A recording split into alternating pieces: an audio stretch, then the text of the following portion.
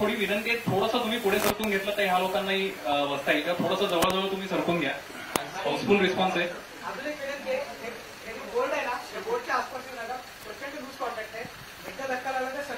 आणि तुम्हालाही शॉक लागू शकेल.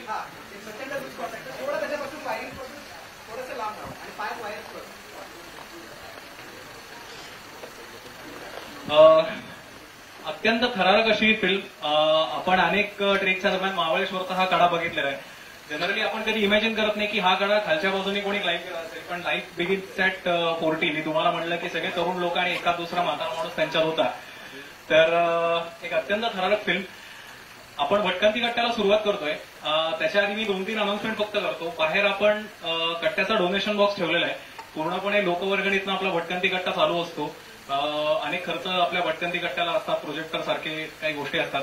तर सर्वांना विनंती आहे की भटकंती कट्टा पुण्यात चालतो हे विसरून डोनेट करा, म्हणजे बरं पडेल. दुसरी गोष्ट, सह्याद्रीबुक्स.org यांच्या वतीने भटकंतीवरची काही पुस्तकं आपण विकायला ठेवलेली आहेत. नक्की जाताना त्याचा लाभ घ्या.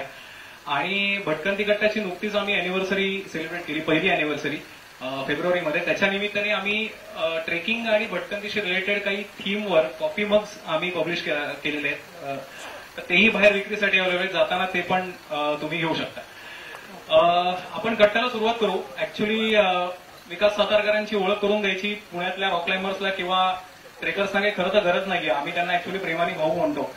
तर 20 वर्षांपेक्षा जास्त काळ भाऊ या क्षेत्रामध्ये कार्यरत आहेत. 34. तर मला ऍक्च्युली त्यांची इंट्रोडक्शन करून देण्यापेक्षा आपल्याला पुढच्या येणाऱ्या प्रेझेंटेशन मधूनच कळेल की हे काय रसायन देवाने तयार केलेले आहे ते.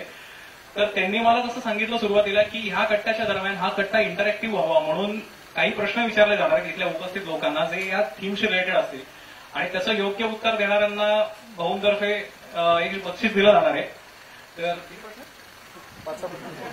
5-6 प्रश्न आहेत आणि त्याचं योग्य उत्तर देणाऱ्यांना बक्षीस दिलं जाणार आहे. आता 7वा जो प्रश्न आहे तो भटकंती कट्ट्यातर्फे आहे की त्यांचं वय तुम्ही गेस करून दाखवा कट्ट्याच्या शेवटी. हे ज्यांना माहित नाही अशाच माणसाला इथे स्कोप आहे, त्यांच्या ग्रुपमधल्या कोणालाही अलाउड नाहीये. तर जो माणूस योग्य वय गेस करेल त्याला बाहेर आम्ही एक बॅच भटकंती कट्ट्यातर्फे फ्रीमध्ये दिला जाईल. मी स्वतःच एक बक्षीस दिलं. हा, आणि आपण जनरली डोनेट केल्याच्या नंतर जो डोनर आहे त्याला आपण भटकंती कट्ट्याचा बॅच देत असतो. पण हे एक वेगळं चॅलेंज आम्ही तुमच्यासाठी ठेवलेलं आहे की त्यांचं तुम्ही वय गेस करा आणि बॅच घेऊन जा. ठीक आहे, भटकंती कट्ट्याला आपण सुरुवात करूया. पुढे मी भाऊंकडे देतो. मला दिलेला विषय कडे, सुळके आणि बरंच काही. विषय खूप मोठा आहे. कडे, सुळके आणि बरंच काही. या प्रेझेंटेशन मध्ये मी अगदी एक 2-3 अटेम्प्ट आमचे याच्याशी संबंधित आपल्याला काही क्लिप्स दिसतील. जास्ती फोकस होणार आहे याच्यावरती की सह्याद्रीत होणारे ऍक्सिडेंट्स का होतात, कसे होतात आणि ते टाळण्याकरता आपल्याला काय काय करू शकतो. ही जी पहिली स्लाइड आहे, या पहिल्या स्लाइडमध्ये ही जी कोणी नावं आहेत, वरती जे रिमेंबरिंग लिहिलंय त्याच्यावरून तुमच्या लक्षात आलं असेल ही स्लाइड काय आहे. ही नावं कोणाला माहिती आहेत? अश्विन पुंडलिक, नितीन रोडे, शेखर आचार्य, त्यानंतर संतोष गुजर, डॉक्टर पंकज पाटील आणि हेमर कोंटूकर. ही जी सगळी लोक आहेत ही माझ्या जनरेशनच्या अगोदर किंवा माझ्या जनरेशनची बरोबर असतील आणि एक क्लाइंब करताना या लोकांची डेथ झालेली. यातले काही सिंहगडावरती गेलेले आहेत, काही ड्यूक्सनोस क्लाइंब करताना गेलेले आहेत, आणि संतोष गुजर हा लिंगण्यावरून पडून गेलेला आहे. की बऱ्याच लोकांना ही नावं माहीत नाहीयेत आणि या कट्ट्याच्या माध्यमातून बरेचसे जे यंगस्टर्स आहेत, यंग क्लाइंबर्स आहेत, तर त्यांना ही नावं बेसिकली माहीत असेल त्याच्याकरता ही स्लाइड होती. पुढची स्लाइड आहे डिस्क्लेमर. पुण्यात राहिलोय, पुण्यात कट्टा करतोय, त्यामुळे हे खूप गरजेचं वाटतंय मला. कारण मी कुठलंही माउंटेनरिंग किंवा क्लाइम्बिंगशी संबंधित ऑफिशियल कुठलंही शिक्षण घेतलेलं नाही आणि मी कुठलाही टीचर नाहीये किंवा प्रशिक्षक नाहीये. कारण कट्ट्याच्या पोस्टरवरती लिहिलं होतं की प्रशिक्षक आणि सुप्रसिद्ध प्रस्तरारोहक. 35 वर्ष क्लाइम्ब केल्यानंतर आपण असं म्हणतो की कोणी कुठल्याही फील्डमध्ये तो प्रसिद्ध होतो, सुप्रसिद्ध होतो का कुप्रसिद्ध होतो हा पार्ट वेगळा आहे. सुदैवाने मला तो सू लागला, धन्यवाद. आणि प्रशिक्षक मी आज सगळ्यात कोणालाही क्लाइम्बिंग शिकवलं नाही.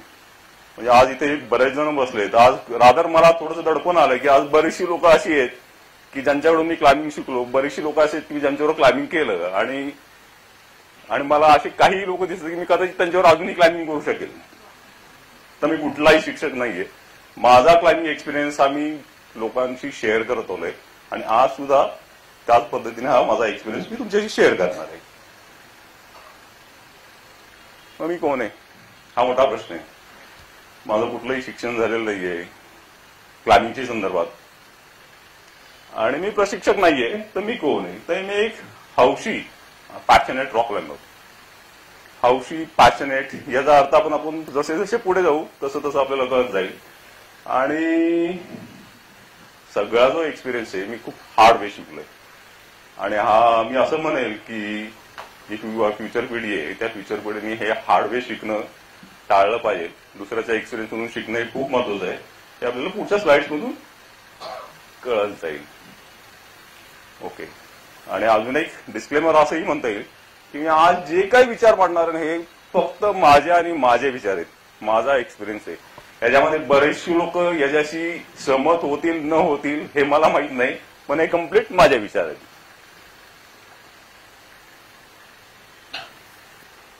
ऍक्च्युअल स्लाइड शो चालू करण्याच्या अगोदर काही नावांचा उल्लेख करणं मला खूप गरजेचं वाटतं. बापू काका किती लोकांना माहिती? जुनी लोक सगळी बापू काका पटवर्धन, बीओबीपी, की बीओबीपी पुण्यातली संस्था. आणि बापू काकांचं एक असं वैशिष्ट्य होतं, मी त्यांना प्रत्यक्ष भेटलं नाही, पण जसं मी लोकांकडून ऐकलं की कोणाला क्लाइम्बिंगला जाताना त्यांच्याकडे गेले की एक काथ्याचा रोप, लक्षपूर्वक ऐका, एक काथ्याचा रोप आणि 3 लोखंडी कॅनव्हस त्यांच्याकडून मिळायचे. त्यानंतर नाव येतं हिरा पंडित. आता तर आपल्या इथे बऱ्याचशा ठिकाणी लिंगाण्याची खूप क्रेज आहे, पण लिंगाण्याला पहिलं क्लाइम्ब कोणी केलं? तर हिरा पंडित. त्यानंतर अरुण सावंत आहे, ड्युक्सनोजचा रूट ओपन करणारा अरुण सावंत आहे. चारुहास जोशी कोणी ऐकलंय? आणि चारुहास जोशी म्हणजे बरीचशी नावं अशी आहेत की चारुहास जोशींचं खडापाशीला जे पहिलं बोल्टिंग झालं किंवा खडापाशीचा रूट ओपन केला चारुहास जोशी. वसंत लिमयांचं एक वैशिष्ट्य म्हणजे कोकण कड्याचा जो IITचा रूट आहे तो बाळ्यांनी ओपन केलेला आहे. आडफळकर बंधू, किरण आडफळकर यांच्याबद्दल यांना मी प्रत्यक्ष भेटलं नाही, पण बऱ्याचशा गोष्टी वाचनात आलेल्या की ऐकलेल्या आहेत. बरेचसे फ्री क्लाइम्बिंग यांच्या नावावरती आहेत. आणि अशी बरेच लोक. हे झाले माझ्या मागच्या पिढीतले की जेनेक्स आहे. आता ही प्रत्येकाची नावं जर अशी बघितली, जर हितेंद्र मोरे, गोट्या, सुनील, विश्वेश महाजन, पराग, अशी बरीचशी लिस्ट आहे, ज्यात अगदी प्रामुख्याने उल्लेख करावा लागेल गणेशजी सारखा आहे, रोहित वर्तक आहे, इव्हन माझा पोरगा आहे तुहीन सातारकर. ही सगळी ट्रॅडिशनल क्लाइम्बिंग करणारी लोक आहेत. क्लाइम्बिंगचे भरपूर प्रकार आहेत, ते आपण पुढे बघू, पण हे सगळे ट्रॅडिशनल क्लाइम्बिंग करणाऱ्या लोकांपैकी होतात. विशेष करून काही लोकांचा मला उल्लेख करावा लागेल. थोडंसं लेंदी होईल इनिशियली, पण हे लोकांपर्यंत पोहोचणं खूप गरजेचं आहे. नितीन बोडस हा जो इथे बसलेला आहे की ज्याच्याकडे मी क्लाइम्बिंगची ABCD शिकलो, एक गुरु. त्याच्या खाली येतो चिन्या संदीप परांजपे, आणि उर्फ आता बऱ्याचशा लोकांना तो आबा या नावाने परिचित आहे. ट्रेकिंग मी त्याच्यावर केलं असेल, पण मला जो पुनर्जन्म दिला, लक्षपूर्वक आहे, जो पुनर्जन्म दिला तो या माणसामुळे मला मिळालाय. बाजूला दिसतोय सुरेंद्र एसए बरोबर मी जास्ती क्लाइम्बिंग केलेलं नाहीये, पण एसएचं ज्यावेळेस क्लाइम्बिंग बघितलं आणि एसीकडे काही दिवस आम्ही ट्रेनिंग केलं, आणि त्याच्यानंतर असा प्रत्येकाचा एक आयडियल असतो, तसं तो आयडियल क्लाइम्बिंगच्या दृष्टीने माझा एक आयडियल असा होता. वरती जो फोटो दिसतोय मायकल क्रोपॅक, हा एक स्वित्झर्लंडर आहे, माझा मित्र. 3 वर्ष भारतात होता, आणि 3 वर्ष भारतात असताना माझ्यावर सह्याद्री तो बराचसा सह्याद्री फिरला. आणि त्या सह्याद्री त्याला इतका आवडलेला हा सह्याद्री की त्यांनी मला त्याचा आल्प्स दाखवण्याकरता घेऊन गेला, आणि मला तू आल्प्स जाईल्यानंतर कम्पेअर कर, सह्याद्री चांगला आहे का आल्प्स चांगला आहे. पुढे काही स्लाइड्स येतील त्यावेळेस मी तुम्हाला सांगेल की सह्याद्री चांगला आहे का आल्प्स चांगला आहे. सचिन गायकवाड, बरेचसे क्लाइम्ब, म्हणजे मी ज्यावेळेस क्लाइम्बिंग सुरू केलं बरेचसे क्लाइम्ब सचिन बरोबर झालेले. शिरीष सहस्त्रबुद्धे उर्फ बुद्ध्या, आपल्या याचा जो विषय आहे की सुळे, कडकी आणि थरार, तसाच आमचा एक थरारक मित्र आहे हा. नंतर ही मयुरी देशमुख गेली 7 वर्ष मला फिट ठेवते की मी आज सुद्धा जे क्लाइम्बिंग करतोय तर तिच्या ज्या बाकीचे जे काय ते डाएट आणि फिटनेस हे जे काय करायला होते हे तिच्यामुळे. आणि आजचं जे प्रेझेंटेशन आहे ते प्रेझेंटेशन पण 99% मी तिच्याकडून करून घेतलेलं आहे. भूषण जोशी या माणसाला मी काही सांगा, त्याला त्याच्याकडे नाही हा प्रकार नाही हा शब्दच कधी नाहीये. गेली 15 वर्ष माझ्याबरोबर माझा बिलेअर आणि आजपर्यंत माझ्यावर तो क्लाइंट होतो. आणि ऑफकोर्स बायको मंजिरी आणि राईट साईडला जो मुलगा तुहिन. आणि ही नावं मी वाचायच्या आहेतच नाही, प्रत्येकाने ही नावं वाचावी.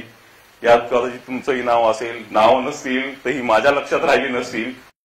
आणि त्यामुळे कुणी वाईट वाटून न घेता की या लोकांबरोबर मी क्लाइम्ब केलं. आणि ही जी नावं आहेत ही फक्त रॉक क्लाइम्बिंग करणाऱ्यांबरोबरची. मी बोल्डरिंग केलेलं किंवा आर्टिफिशियल क्लाइम्बिंग केलेलं की याच्यात ती नावं इन्क्लुडिंग नाही. कदाचित मला पुढच्या 5-6 स्लाइड्स वाढवायला लागल्या असत्या. हा एक family photo. We live together, we climb together. माझ्या पोरांनी असं एक भिंतीवर एक वाक्य लिहून ठेवलेलं आहे. आणि आम्ही हे प्रॅक्टिकली जगतो. आम्ही तिघेही क्लाइंबर आहोत आणि आम्ही एकत्र क्लाइम्बिंगला जातो, गेलोय, जातोय आणि याच्यापुढे आम्ही जात राहूय.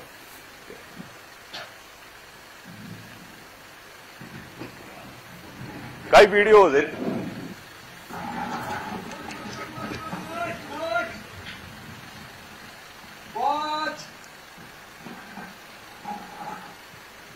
ठीक है गाना है.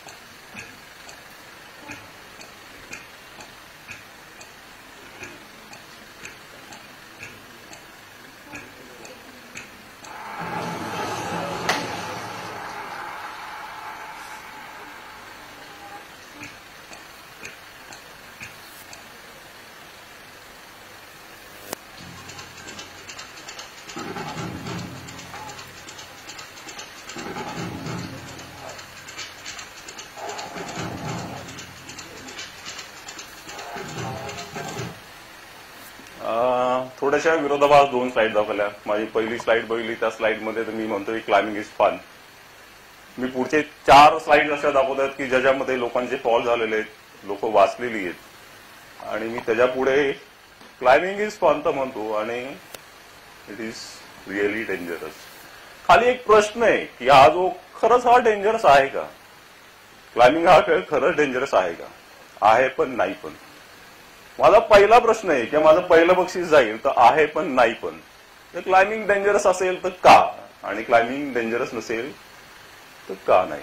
त्याचं जर मला कोणी जर उत्तर दिलं तर एक पहिलं बक्षीस त्याला जाईल. आणि आता हे बक्षीस जो कोणी प्रश्नाचं उत्तर मी बोलत असताना मध्ये कोणी जरी मला प्रश्नाचं उत्तर दिलं मी डिसाईड करेल ते बरोबर आहे की नाही आणि ओमकारकडे नाव देईल आणि प्रोग्राम संपल्यानंतर ते बक्षीस घेऊन जाईल. ओके. तर पहिला प्रश्न होता की क्लाइम्बिंग डेंजरस आहे. मी म्हणतो हो ते आहे पण आणि नाही पण. तर आपला काय विचार आहे? असेल तर का आणि नसेल तर का? ओके.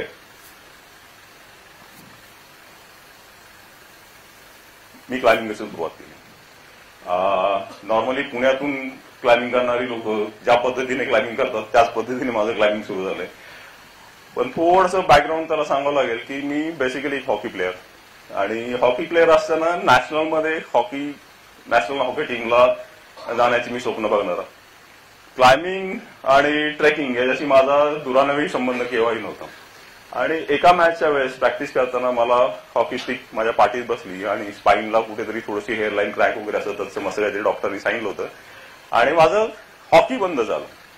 आणि थोडंसं चालण्याचा व्यायाम म्हणून त्यांनी मला सांगितलं होतं आणि चालण्याचा व्यायाम करायचा म्हणून आज एक माझा इथं मित्र बसलाय राहुल साठे, हा सिंहगडला त्यावेळेस जायचा आणि मी त्याच्यावर सिंहगडला जायला सुरुवात केली. आणि सिंहगडावरती एक क्लाइम्बिंगचा पॅच होता. सिंहगडला सगळे लोक गेलेली आहेत. सिंहगडला क्लाइम्बिंगचा एक पॅच जो एका पर्टिक्युलर नावाने ओळखला जातो, हा कोणाला माहिती? एक माझे जे दुसरं बक्षीस आहे ना ते यांना देईन. तुमचं नाव याच्याकडे आहे एक बक्षीस, हे तुम्हाला देईन. उत्तम पेंटर. उत्तम पेंटरला एक रॉक पॅच आहे. त्या रॉक पॅच वरती ही इथे जी बसलेली आता जे म्हातारी दिसणारी लोक आहेत ही तिथे त्यावेळेस क्लाइम्बिंग करत असेल. आणि तिथून माझी क्लाइम्बिंगला सुरुवात झाली. सिंहगडला मला सांगितलं की पुण्यामध्ये एक फर्ग्युसनच्या मागे एक दगडाची कॉरी, त्या दगडाच्या कॉरीमध्ये आम्ही प्रॅक्टिस करतो आणि हा त्या कॉरी मधलाच एक फोटो आहे. या कॉरीमधून माझी क्लाइम्बिंगला सुरुवात झाली.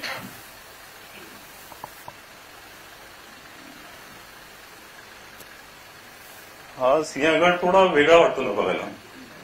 84 सालचा सिंहगड आहे. कारण या त्यावेळेस सिंहगडावरती ट्रेकर्स आणि क्लाइंबर्स एवढी मोजकीच लोक तिथं झाली. 84-85 ला क्लाइम्बिंग प्रॅक्टिस सुरू झाली. क्लाइम्बिंग करत होतो आणि त्या काळी एक पद्धत होती. त्या काळी तुम्ही कुठल्याही क्लाइम्बिंग ग्रुपला जॉईन झाल्यानंतर तुम्हाला सुरुवातीला क्लाइम्ब करायला मिळायचं नाही आणि 1-1.5 वर्ष तुम्हाला भांडी घासणे, चहा करून देणे, क्लाइम्ब करून आल्यानंतर लोकांच्या पाटा चेपून देणे, या सगळ्या गोष्टी करायच्या. आणि आज मला त्याचं महत्व कळत आहे की आज बऱ्याचशा वेळेस आपण असं बघतो की आज कोणीतरी क्लाइम्बला आज सुरुवात केली आणि उद्या तो कुठेतरी मोठा क्लाइम्ब करतो आणि तिसऱ्या दिवशी तो पडतो. हे सगळं फास्ट आहे. तितक्या वरती फास्ट जातो तितक्याच वरती तो फास्ट खाली सुद्धा येतोय. पण आमच्या वेळेस जी पद्धत होती की तो 1.5-2 वर्ष बघायचा, प्रॅक्टिकली बघायचा की काय कसं होतंय काय, आणि त्याला त्या बघण्यातून बरंचसं शिक्षण मिळत होतं. तर माझंही क्लाइम्बिंग तसं सुरू झालं. 1.5-2 वर्ष भांडी घासली, चहा करून दिले लोकांचे आणि मग हळूहळू ट्रेक्स, जरी लोणावळा भीमाशंकरचा एक फेमस ट्रेक, या खाली जो आपला इंडिया कुठला ट्रेक आहे इंडिया पण याच्यामध्ये कळसुबाईचा ट्रेक आहे, रोहिडा आहे आणि असे ट्रेक चालू असताना माझं नशीब असं म्हणतात ना की नशीब क्लाइम्बिंग करत असं फळ पडलं. या क्लाइम्बला ऍक्च्युअली मी आणि उद्या ऍज अ सपोर्टर म्हणून खाली स्वयंपाक करण्याकरता गेलो होतो. बेब्याने क्लाइम्ब केल्यानंतर वरती हाफ आहे पोहोचल्यानंतर नाही मला आवाज दिला तर विक्या वरती आहे म्हणल्यानंतर त्यावेळेस हार्नेस घालून जाणे वगैरे ही भानगड नव्हती. म्हणजे आश्चर्य वाटेल की कमरेला स्लिंग गुंडाळायची, बोलाईन बांधायची, एक कॅमेरा अडकवायची आणि पुढे क्लाइम्बिंगला. हा फोटो मी याच्याकरता इथे तुम्हाला दाखवतोय की याचं क्लाइम्बिंग जे आहे, हा टप्पा इथून वरती जातो, ही ट्रॅव्हर्स आहे, हा टप्पा आहे आणि हे वरती आहे. मी ज्यावेळेस वरती गेलो तर ही लोक ऑलरेडी वरती निघून गेली होती. रोप फिक्स होता, जुमार फार उशिरा पाहायला मी त्या रोपमध्ये फक्त क्लिप आउट पाहिजे आणि ऍक्च्युअल क्लाइम्बिंग वरती करत जायचं. मी पहिला टप्पा चढलो, रोप अँकर होता, त्याच्यापुढे रोपच नव्हता आणि थोडस कळे ना मला काय करायचं. पण मी काय केलं की मी हे वरती खाली चढत पलीकडे जायला सुरुवात केली. मीनवाईल पक्या केळकर या इथे कुठेतरी बसला होता. त्यांनी मला बघितलं की हाती टेम्पो ही वरती खाली करत येतो. त्यांनी मला कुठलाही आवाज दिला नाही. मला मी जर आरडाओरडा केला तर आपडला तर कुठेतरी निघून जायचं.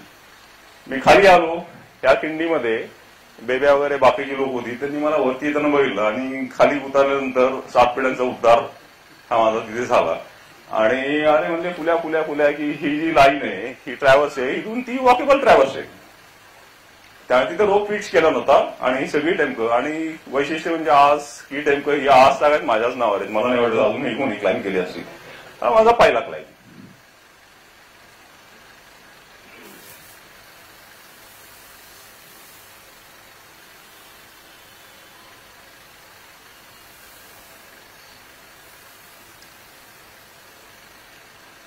ओके, हे हळूहळू पुढचे क्लाइम्स. आता काही हे जे फोटो आहेत या फोटोंचं एक सांगतो की हे ज्यावेळेस मला कळलं हा कट्टा करायचा आहे, बऱ्याचशा मित्रांना भेटून बरेचसे फोटो, पण त्या काळी फोटो कोणी काढत नव्हतं. स्लाइड्स होत्या माझ्याकडे 1,500-2 हजार स्लाइड येऊन पडलेल्या आहेत. पण 35 वर्षाच्या स्लाइड्स होती फंगस आणि त्या स्लाइड्स इंडिव्हिज्युअल स्लाइड्स बघून फोटो लावणे थोडंसं अवघड होतं. जे काही फोटो मिळाले ते फोटो, हा फोटो लिंगाणा टॉप आहे. त्या फोटोमध्ये लोक जर सांगायची झाली तर हा नितीन बोडसे, हा विद्याधर गोरे, हा आता इथे बसलेला आहे.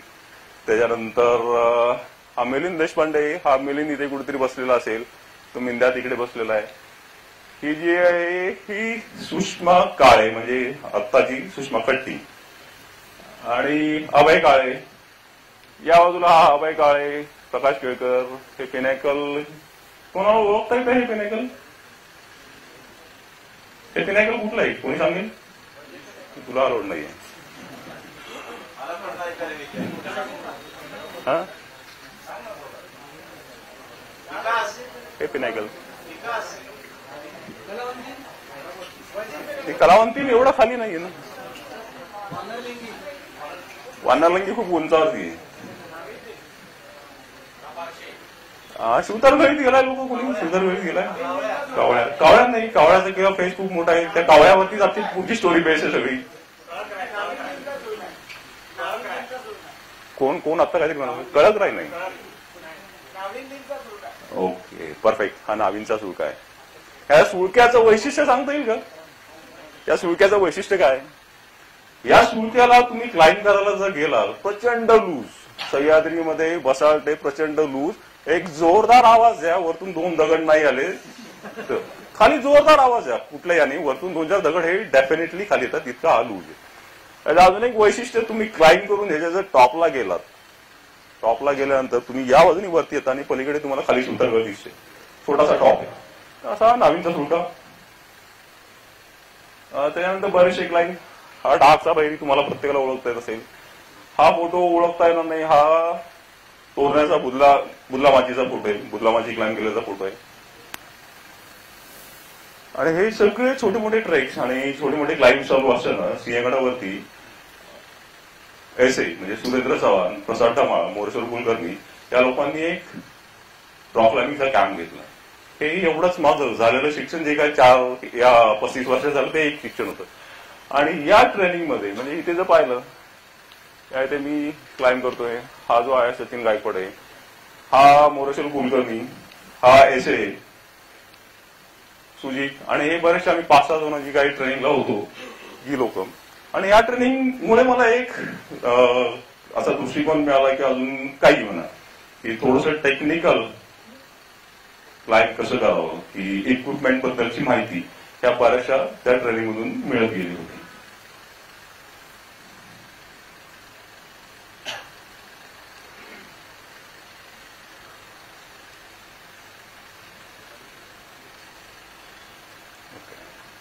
आणि 1987 साल म्हणजे मला मगाशी लोकांना माझं वय गेस करायला सांगितलं होतं, पण आता थोडं मला माझं वय सांगावं लागेल इथे. माझा 65चा जन्म आणि मी 87ला हा कावळा.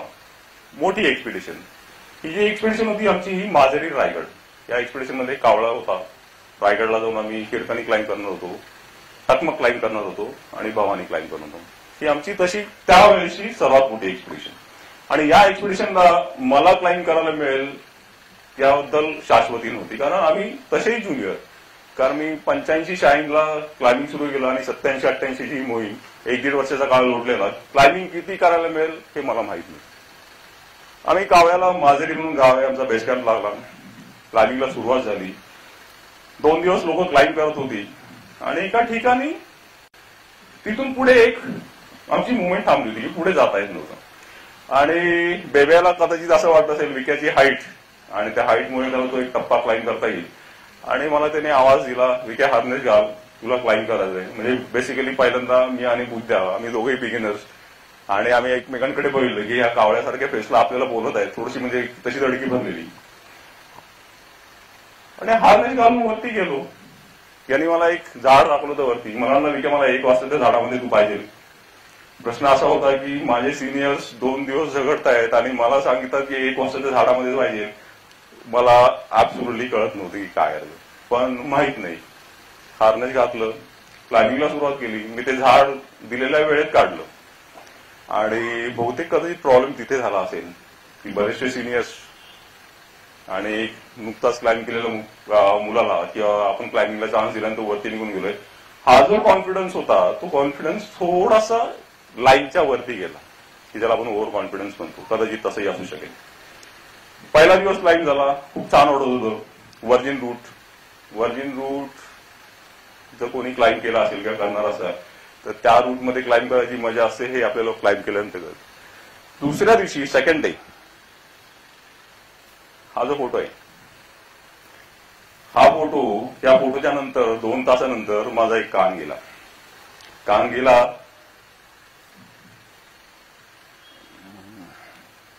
ओके. सेकंड डेला मी वरती आलो. पिच रोप होता, त्या पिच रोप पासून मला वरती जायचं होतं आणि जर कावळा जर बघितलं तर कावळ्यामध्ये आम्ही क्लाइम्बिंगला काही लेजेस आहेत. एक लोअर नंदनवन, अप्पर नंदनवन, तिथे झाडी होती आणि अप्पर नंदनवनच्या वरती मी क्लाइम्बिंगला सुरुवात केली होती. तोडीचा रोप, त्यावेळेस रोप नव्हतेच, तोडीचा रोप आणि मी मला समोर झाड दिसत होतो. त्या झाडाच्या इथे पोहोचलो आणि रोपला ड्रॅग, क्लाइम्बिंग करणार इथे जर कोणी असेल तर रोपला ड्रॅग म्हणजे काय असं हे त्या क्लाइंबरला कळेल. मला रोप पुल करत होता कारण ज्या प्लेसमेंट होत्या मेखान पिटॉनच्या प्लेसमेंट्स त्याला एक्सटेन्शन्स नव्हती कारण इक्विपमेंटच नाही ना. की याच्यामध्ये तुम्ही जर फोटो बघितला मध्ये एक इक्विपमेंटचा फोटो आहे की हे लोकांना सांगितल्यानंतर कळेल की हे इक्विपमेंट आहे. म्हणजे याच्यामध्ये आता हा तसा जर फोटो पाहिला तर इथे एक तोडीचा रोप दिसतोय. ही काही इंडस्ट्रियल हेल्मेट्स आहेत आणि पिटॉन्स, मेखा म्हणजे हा इथे बसलेला चिन्या किंवा बाबा देवळे हे जे काही थोडेसे टेक्निकल लोक ही तयार करायची कुठेतरी एखाद्या वर्कशॉप म्हणजे परदेशींचं वर्कशॉप, बरोबर परदेशींचं जे वर्कशॉप होतं तिथे जाऊन ही आपली काम धंदे झाली की संध्याकाळी पिटॉन्स आणि मेखा तयार करायची ज्या रॉक क्लाइम्बिंग करताना तो वापरतो. तर सांगायचा मुद्दा असा की मी त्या झाडाजवळ गेलो, रोपला ड्रॅग आहे, मला अँकर करायचा आहे, मला अँकर करायला रोप शॉर्ट होतोय आणि कुठलाही क्लाइंबरने करू नये ती चूक मी तिथे केली. कारण त्यावेळेस हार्नेस हे साठेगादी कारखान्यामध्ये शिवून घेतलं जायचं. हे आता जर लोकांना सांगितलं तर थोडीशी लोक आश्चर्य घेत होती, पण सारंग साठे याच्याकडून ती हार्नेसेस शिवून घेतली जायची. रोप हार्नेस पासून मी डिटॅच झालो, रोप काढला, झाडाला गुंडाळला. हा सगळा प्रकार मी 850-900 फुटावरती करत होतो कारण मला लेज बऱ्यापैकी लेज होती. मी तिथे थांबलो होतो. रोप अँकर झाला आणि मला फक्त सेल्फ अँकर लावायचा होता आणि तो सेल्फ अँकर लावताना माझ्या पायाखालचा फुटोल निघाला आणि सांगायचं झालं तर माझी वरात 700-800 फुटावरून खाली निघाली. लिटरली कळत होतं आपण खाली चाललोय. एक फॉल होताना एक रिॲक्शन असते की हाताला जे काय लागेल ते पकडायचा आपण प्रयत्न करत असतो.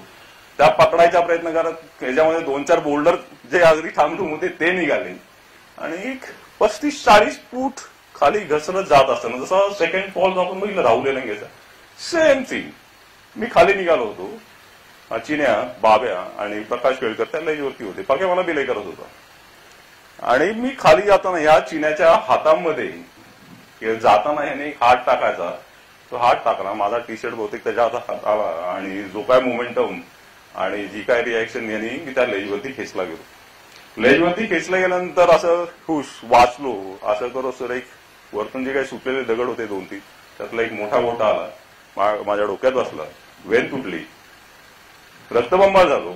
पुढचा सीन चिन्याला बोहळ येऊन तो बेशुद्ध पडला. ऑलमोस्ट फर्स्ट एड होतं, फर्स्ट एड करायचं लोकांना भान राहिलं होतं कारण रक्त तो पडलेला आणि मला एक चिन्याला कसा शुद्धीवरती आणला तर पाक्याने शूज काढून सॉक्स त्याच्या नाकाला लावला आणि त्याला शुद्धीवरती आणला होता. बरं हा सगळा सीन घडला एक 2-3 मिनिटाच्या अंतरात कारण फॉल झाल्यानंतर ज्या काही गोष्टी घडतात त्या फ्रॅक्शन ऑफ सेकंड मध्ये घडतात. हे नंतर मला बऱ्याच वेळा कळलं. त्याच्यानंतर मी बरेच फॉल घेतले पण हा जो मेजर फॉल होता त्या फॉलमध्ये माझा कान डावी बाजू कानाची गेली आणि नंतर रिअलाइज व्हायला लागलं की बऱ्याच वेळा असं होतं की आपल्याला असलेल्या प्रत्येक गोष्टी असतात त्या प्रत्येक गोष्टींचं महत्व राहत नाही पण एखादी गोष्ट आपली गेली की कसं होतं. कारण एक थोडासा याच्या ऑफ द वे किस्सा आहे. माझ्या दोन्ही कानात हिअरिंग एड्स आहेत. मी आता एक नवीन हिअरिंग एड घेतलं. तुम्हाला डॉक्टरने सांगितलं की तुम्हाला नॅचरल आवाज ऐकून.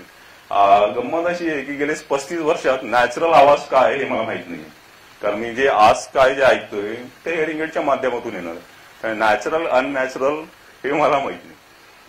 तर जसं मी म्हणालो की यांनी मला पुनर्जन्म दिला.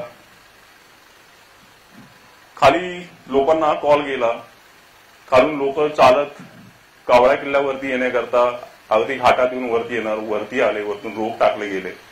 कोणी खाली आलं, मला वाटतं विद्या खाली आला होता, मला तरी रोपला अटॅच केलं आणि माझी बादली करून लिटरली मला वरती ओढून काढलं. कावळा शेवटच्या 100 फुटात आमचा अर्धवट राहिला. पुढच्या एक्सपिडिशनला जायचं की नाही मला म्हणले विका घरी जा.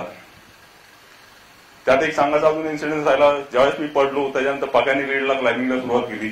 पक्याच्या हातून सुटलेला दगड बहुतेक त्या अशी दुर्दैव हातून मागे असत तसं म्हणण्यापेक्षा एक गोटाई माझ्या उजव्या हातावरती बसला होता. उजवा हाती सुजला होता. तो फ्रॅक्चर असावा कारण ती सूज नंतर बरेच दिवस होते. एक्सपिडिशन वरून परत आलो नाही. एक्सपिडिशन मी कंटिन्यू केली आणि पुण्यात आल्यानंतर बऱ्याचशा गोष्टी अशा झाल्या. कांत गेलाच. हा फ्रॅक्चर होता तो वेगळ्या पद्धतीने हील झाला असेल कदाचित. आजही त्रास देतो. पण ही जी रुखरुख होती कावळा 27 वर्षापूर्वी किंवा 30 वर्षापूर्वी आजपासून हा अर्धवट राहिला होता. आणि साधारण 27 वर्षानंतर 2014ला हीच टीम हीच लोक फक्त फरक एकच होता की सगळ्यांचे केस हे काळे किंवा उडालेले होते. आणि 2000चा काळ. As others watched anxiously, Vikas finally appeared over the last incline.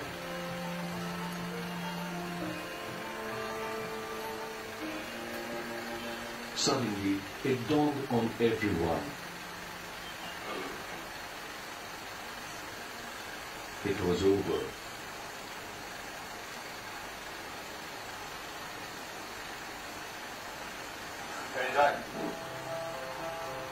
Looking down from the top, the loose rocks didn't matter anymore. Sapping peak, harsh blazing sun, dangerous traverses, heavy loads on the back, none of these mattered now. Now they were only a memory, a happy memory.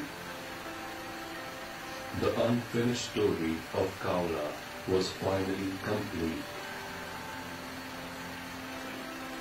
बस 27 वर्षानंतर परत आहे. मजा. तर 27 वर्षानंतर त्याच team बरोबर पुन्हा कावळा क्लाइंब करताना झालेला आनंद आणि कुठेतरी राहिलेली रुखरुख याच्या माध्यमातून बाहेर निघाली होती. 1987ला माझ्या डोक्यात दगड पडला. पहिला दगड पडला आणि 1987 पासून ही दगड पडायची परंपरा ही 2002 पर्यंत चालू होती. विश्वास ठेवणार नाही पण माझ्यावर ज्यांनी क्लाइंब केलंय मी क्लाइंबला गेलो की मला ते सांगायचे विक्या लांब उभा राहा दगड तुझ्या डोक्यात पडेल. आणि खरं खोटं मला माहित नाही. तो दगड कुठेही पडला की तो माझ्याकडे यायचा. तो छोटासा दगड मला लागायचा. थोडंसं रक्त यायचं आणि नंतर तर लोकांनी अशी सुरुवात केली की विक्या दगड पडायच्या अगोदर रक्त काढा आणि दगडाला लाव म्हणजे दगड पडणारच. मी स्लाइड बाबूकडा 2004 ही स्लाइड दाखवण्यामागचा उद्देश एकच आहे. एक तर बाबूकडा मॅसिव्ह फेस्ट ह्यूज फेस्ट आणि बाबूकड्याला क्लाइम्बिंगला परमिशन मिळणं हा मोठा त्रासदायक प्रकार होता. आणि हा सगळा उपयोग 1-1.5 महिना सगळा हा फॉरेस्ट करता फॉलोअप करून आम्हाला बाबूकड्याची परमिशन मिळाली. आम्ही कदाचित शेवटची लोक असो की बाबूकड्यावरती 8 दिवस वासोट्यावरती मुक्काम करणारी विथ जनरेटर विथ इन्व्हर्टर सगळं घेऊन वरती. हा या फोटोमध्ये हे काय चाललंय कोणी सांगू शकेल का? हा जो फोटो आहे हा फोटो कसला आहे म्हणजे काय असेल? गेस कोणी? रोप कॉइलिंग अजून नाही. टीम मेंबर्स नाही.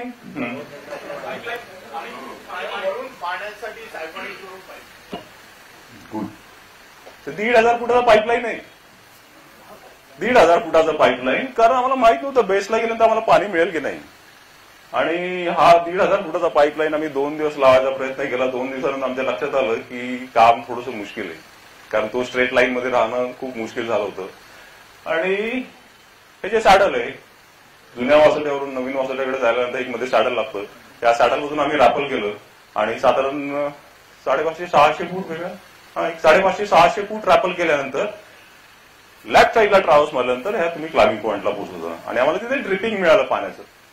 त्या पाण्याच्या ड्रिपिंगला प्लास्टिक चं एक मोठं शीट लावलं होतं आणि साधारण एक 35 लिटरचा कॅन साधारण एक तासाभरामध्ये भरायचा आणि तेवढं पाणी पुष्कळच होतं. अच्छा, खाली फोटो जो होईल हा आपल्या बेबीचा फोटो आहे, कारण आम्ही क्लाइंब करताना वासोट्याच्या आपले किती 3 बेबी भाई 3 बेबी आम्ही कड्यावरती राहिलो होतो.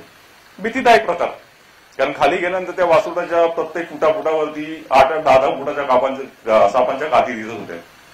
एक तर अस्वलांची भीती होतीच, ती मला वाटतं 3ऱ्या का 4थ्या दिवशी अजून आम्हाला कळली, कारण पुढे एक गुहा मिळाली तर अख्खा अस्वलाचा मला सांगाटा सापडला होता. हा विलास काने जो आता इथे बसलाय, माझं शूट करतोय आज, हा त्यावेळेस फोटोग्राफर म्हणून होता. हा राजेंद्र आपटे, हा दुर्दैवी का होता मी तुम्हाला नंतर सांगतो. हा मध्ये मी आहे, हा इथे बसलेला सागर कोरे, बाजूला वीरू आहे आणि याला ओळखतं कोणी एकदम राईट साईडला हा आहे कृष्णा ढोकळे. नाव कृष्णा ढोकळे, एव्हरेस्टला कृष्णा ढोकळे. ओके, हा पुढचा एक व्हिडिओ आहे. मी तुम्हाला 87ला पहिला दगड पडला, 2004 पर्यंत माझ्या डोक्यात दगड पडत होते आणि या एक्सपिडिशननी माझ्या डोक्यात दगड पडायची जी काही परंपरा होती सह्याद्रीने चालवली ती बंद केली. क्लाइम्बिंगला सुरुवात फर्स्ट डे क्लाइम्ब. आम्ही एक मोठं झाड आम्हाला खाली तुटलेलं होतं, त्या झाडाच्या खाली बसलो होतो. मला लपवला होता लिटरली लोकांनी की विका खालीच बस, वरती येऊ नको, दगड आला तर तुझ्याकडे घे. विलास शूट करतोय. हा जो पहिल्या फोटोमध्ये राजेंद्र आपटे जो बसला होता तो दगडाच्या टप्प्याच्या पलीकडे साधारण 30 फूट एका छोट्याशा ट्रॅव्हल्स होती बसला होता की जेणेकरून कुठल्याही अँगलनी त्याच्याकडे दगड जाणार नाही. वीरूनी पहिल्या लेजला क्लाइम्बिंगला सुरुवात केली. वीरू पहिली लेज वरती अपियर होताना वीरूच्या पायातून एक मोठी स्लॅब खाली आली जी लूज स्लॅब होती. स्लॅब आम्हाला दिसतीये वरतून येताना, लोकांची पळापळ झालेली आहे. राजेंद्र आपटेला मी उठताना पण पाहिला. राजेंद्र आपटेनी जज केलं की दगड आपल्याकडे येत नाही. राजेंद्र आपटे परत खाली बसायला लागला. बऱ्याचशा लोकांचं लक्ष माझ्याकडे होतं की हा दगड आता परत विक्याच्या डोक्यात बसणार. दगड आमच्या समोर पडला, दगड फुटला आणि दगडातून एक दिंडी बाहेर निघाली आणि राईट अँगल 30 फूट बाजूला गेली आणि राजेंद्र आपटेच्या गुडघ्यावरती जाऊन आपटली. तर गुडघा तुम्ही पाहिल्यानंतर तुम्हाला कळेल तो फ्रॅक्चर झाला होता जागेवर.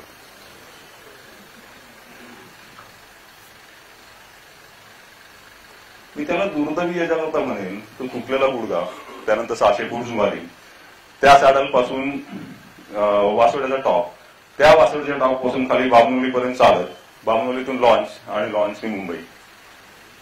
बामणोलीपर्यंत जास्त त्याला आमचं जे फर्स्ट एड होतं तेवढंच फर्स्ट एड आणि तो दगडाला हात सुद्धा न लावता पहिल्याच दिवशी जखमी होऊन गेला. मग मी या गोष्टीवरती ठाम होत गेलो. ऍक्सिडेंट होतात, ऍक्सिडेंट सगळ्यांचे होतात, फक्त वेळ यावी लागते आणि वेळ आली की बऱ्याचशा गोष्टी त्या वेळेप्रमाणे होतात. त्यातला हा एक किस्सा होता. 2004 नंतर जसा एक पहिल्यांदा सुरुवातीला एक फोटो दाखवला मी मायकल प्रोपॅक, जो माझा एक स्वित्झर्लंडचा मित्र.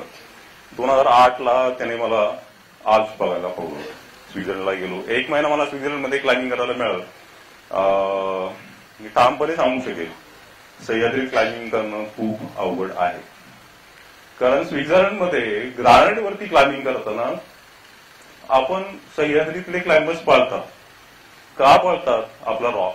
बसाल्टवरती आपण क्लाइम्बिंग करताना बसाल्टचं क्लाइम्बिंग हे लिटरली आपण बॅले केल्यासारखे लोक सह्याद्रीमध्ये क्लाइम्ब करतात. इथे तुम्ही काहीही पकडा हे तुटणार नाही याची गॅरंटी आहे. आणि सह्याद्रीमध्ये भरपूर 1 महिना क्लाइम्ब केलं, 1,500-2,000 हजार फुटाचे फेसेस हे अजून आपण क्लाइम्बिंग करतोय का, आपलं क्लाइम्बिंग संपते का हे कळायचं इतक्या इझिली हे आल्प्समधलं क्लाइम्बिंग हे होतं. आल्प्समधल्या क्लाइम्बिंगनी मला मात्र एक शिकवलं.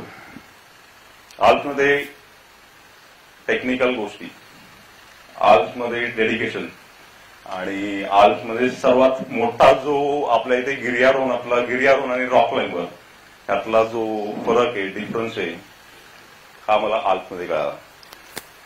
गिर्यारोहणाची व्याख्या आपण काय करतो? सगळे गिर्यारोहक आहे. गिर्यारोहणाची व्याख्या काय? गिर्यारोहणाची डेफिनेशन काय? एक बक्षीस माझ्याकडे आहे. गिर्यारोहणाची व्याख्या काय? अजून कोणी? हा थोडस मोठं बोललं ना तरी चालेल, मला थोडस कमी ऐकू ना. हा ओके, अजून कोणी?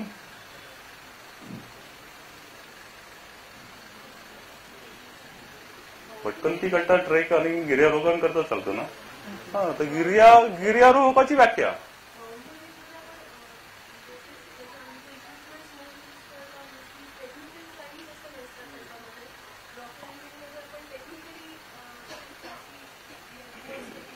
नाही.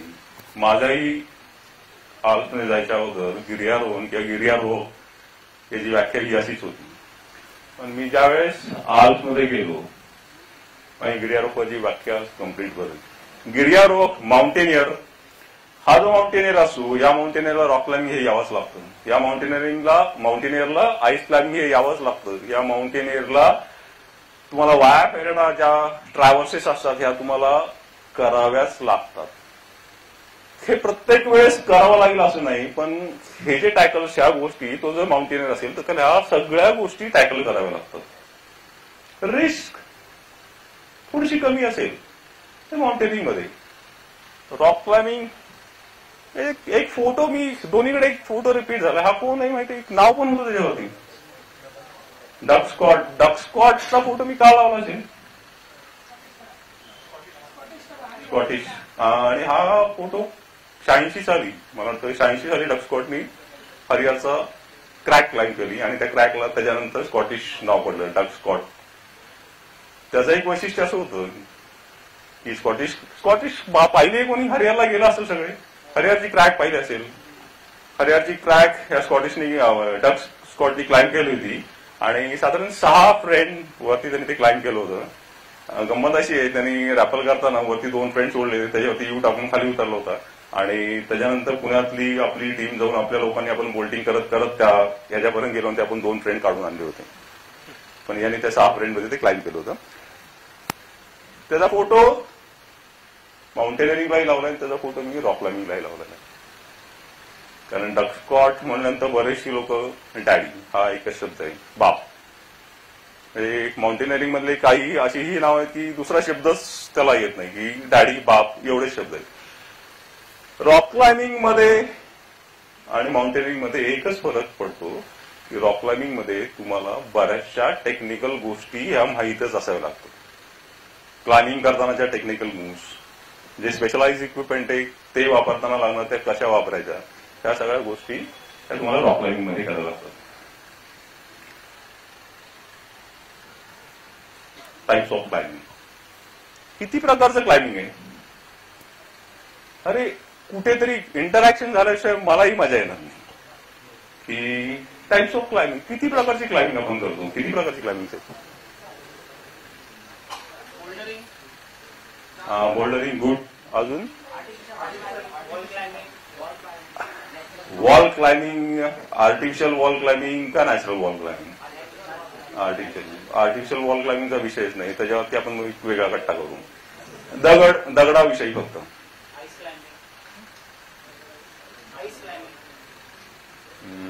नाही. तर टाइप्स ऑफ क्लाइम्बिंग,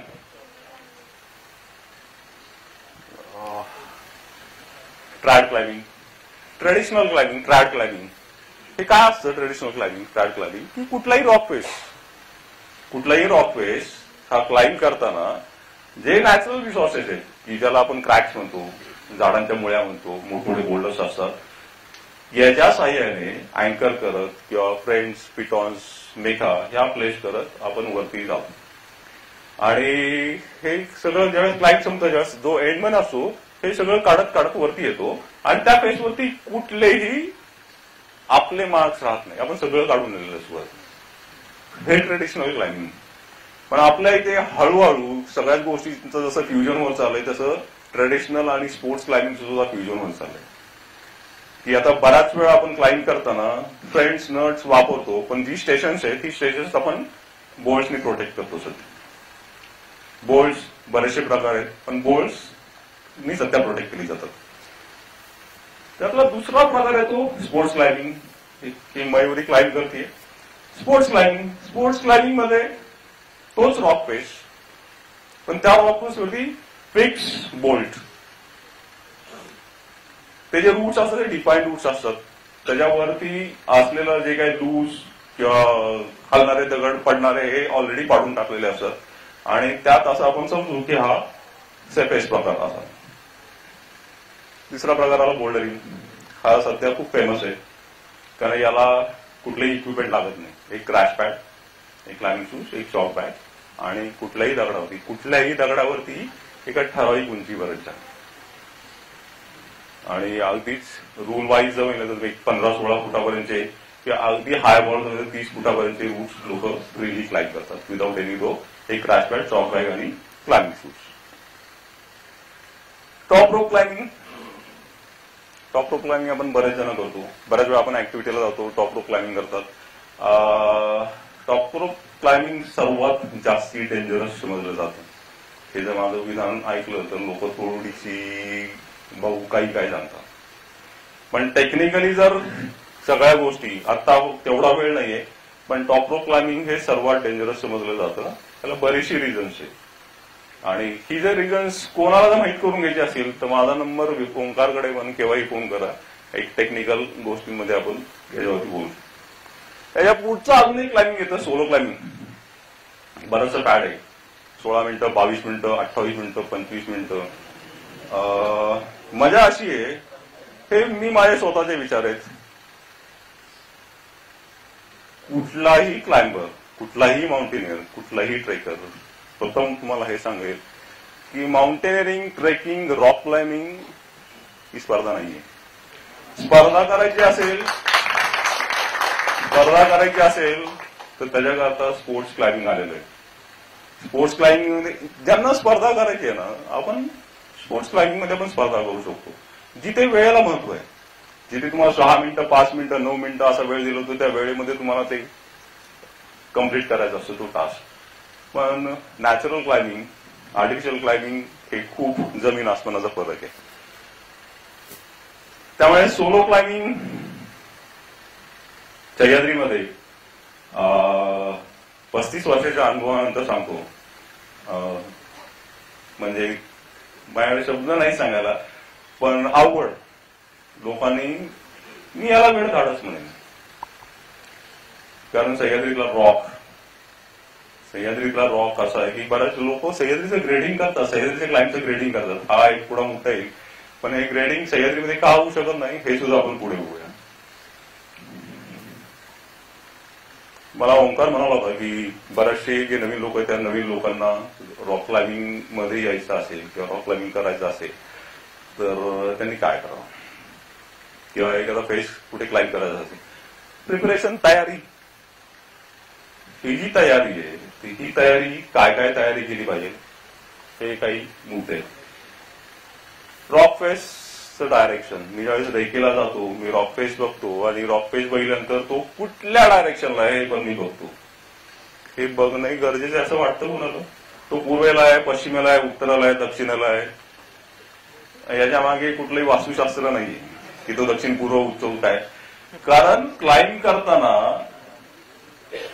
ऊन हा मोठा एक प्रश्न असतो आणि आपल्या इथे ऊन एक 10-11 नंतर क्लाइम्ब करता मुश्किल होतं. जर कोणाला या उन्हाचा एक्सपिरियन्स घ्यायचा असेल तर मोराडीचा किल्ला, म्हणजे आपण ज्यावेळेस सारा सिटीकडे जातो आणि खाली तो मोराडीचा किल्ला दिसतो तो आम्ही क्लाइम्ब करताना काय काय जे हाल झाले होते ना ते हाल इथे घाऱ्या किंवा विवेक मराठी असतात तर विवेक मराठी खूप छान सुंदर शब्दात त्यांनी सांगितलं. कारण घाऱ्या आमच्यातला सर्वात गोरापान होता. हार्नेसला ज्या कॅरॅबिनस लावल्या होत्या त्या कॅरॅबिनसचे मार्क्स त्याच्या पार्श्वभागावरती बरेचसे दिवस होते, एवढ्या कापायच्या त्या. कारण सकाळी सूर्य उगवला की मावळसर क्लाइम्बिंग करता ते ऊन असायचं. अप्रॉक्सिमेट हाईट, अंदाजे फेसची हाईट ही किती असेल. वॉटर सोर्सेस हे रेकीमध्ये प्रिपरेशनमध्ये आपल्याला माहीत झालंच पाहिजे. नियरेस्ट विलेज, जवळचं गाव, जवळच्या गावातल्या लोकांचे कॉन्टॅक्ट नंबर, जवळचं हॉस्पिटल. वाईल्ड लाईफ प्रिपरेशनमध्ये माहीत करून घेणं गरजेचं आहे. का माझ्याकडे एक चांगला किस्सा आहे याच्याबरोबर. वेळेचं बंधन बरंच आहे याच्यावरती एक छोटासा किस्सा सांगतो. मोरोशीचा भैरवगड आम्ही क्लाइम्ब करताना मी, रवी देशपांडे, सचिन गायकवाड, मकरंद पेंडसे, माझी बायको अशी आम्ही बरेचसे जण ती वरती गेलो. वरती गेल्यानंतर आम्हाला एक सारवलेलं खळं दिसलं. खळं बऱ्याचशा लोकांना माहित असेल, मला त्याला इंग्लिशमध्ये शब्द माहित नाही. की धान्य साठवण्याकरता शेणाने सारून गेलेली एक जागा, असं एक आम्हाला खळं मिळालं होतं. त्या खळ्यामध्ये आम्ही 2 टेंट लावले. उन्हाळ्याचे दिवस होते. रवी अनुकूल देशमुखचा होता. ही लोक बरीचशी बाहेर झोपली. आम्ही दोघे जण टेंटमध्ये झोपलो. बाहेरून गप्पा टाइमपास चालू होता. अरे 2 आहेत, अरे 4 आहेत, अरे 6 आहेत. काही वेळांचा आवाज बंद झाला. आम्हालाही वाटलं लोक झोपली, त्यांनाही वाटलं आम्ही झोपलो असून.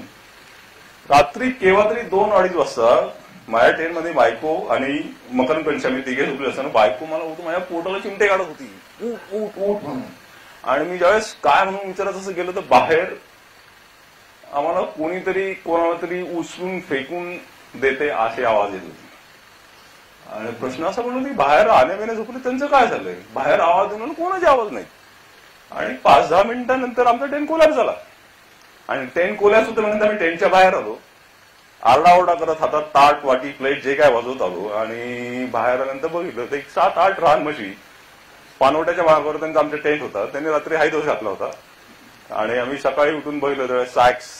त्यातलं एकच उदाहरण सांगतो. रवी देशपांडे जर असेल तर रवी देशपांडे आजही सांगेल की त्याच्याकडे जो पितळी स्टो असतो ना ती टाकी आज सुद्धा ती वाकडी आहे. कारण त्या मशीनी गेलेल्या प्रथममध्ये त्याची ती टाकी वाकडी झाली.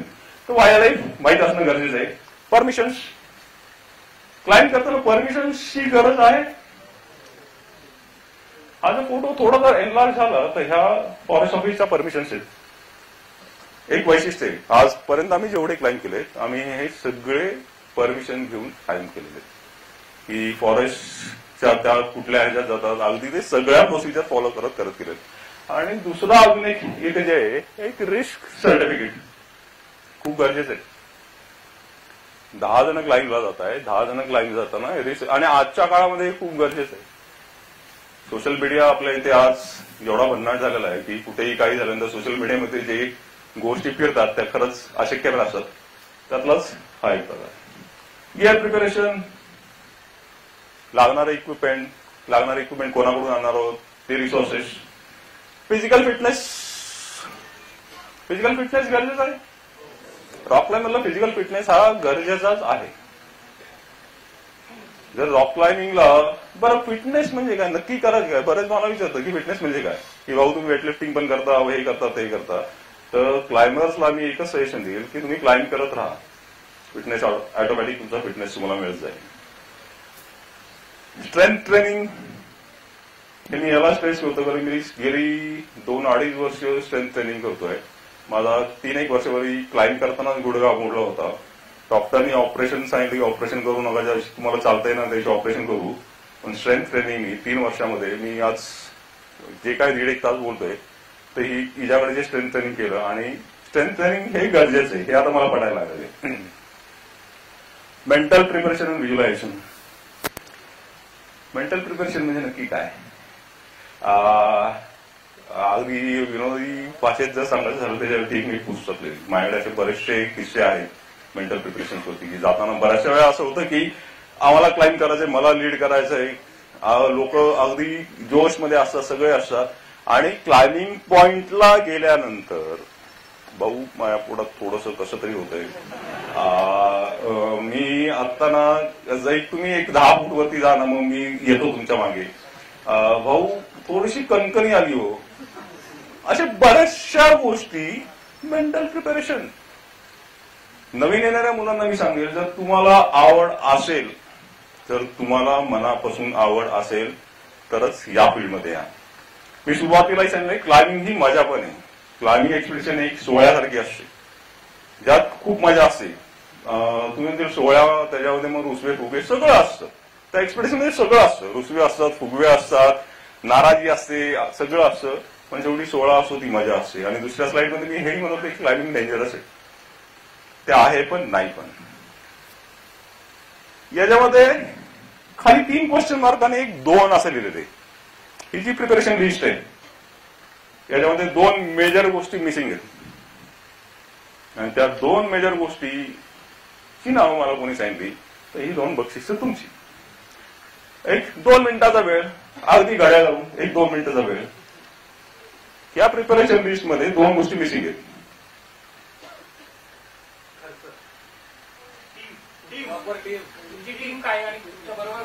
ओके, अजून टीम XYZ. एक ठरलेली टीम आहे तुमची, एक कायमची टीम आहे, ती टीम तुमची. खर्च आम्हाला प्रश्न नाही, आमच्याकडे खूप पैसे, त्यामुळे खर्च हा इश्यू नाहीये. फूड ऑलरेडी आहे. फूड गेल्या वर्षी एक्सपिडिशनचं फूड बरंच राहिलेलं आहे, त्यामुळे फूड पण आहे आमच्याकडे.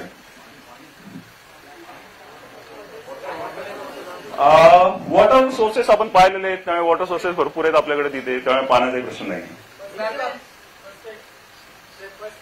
फर्स्ट एड वाला कोण आहे? नाव लक्षात घे, नाही तर मग मारामारी होती ना नंतर. मी नाव लिहून घे. आणि सेकंड जे उत्तर असेल त्याला 2 म्हणजे ते मला सेकंड उत्तर सांगा आणि त्याचा पुढचा प्रश्न विचारेल. सेकंड काय?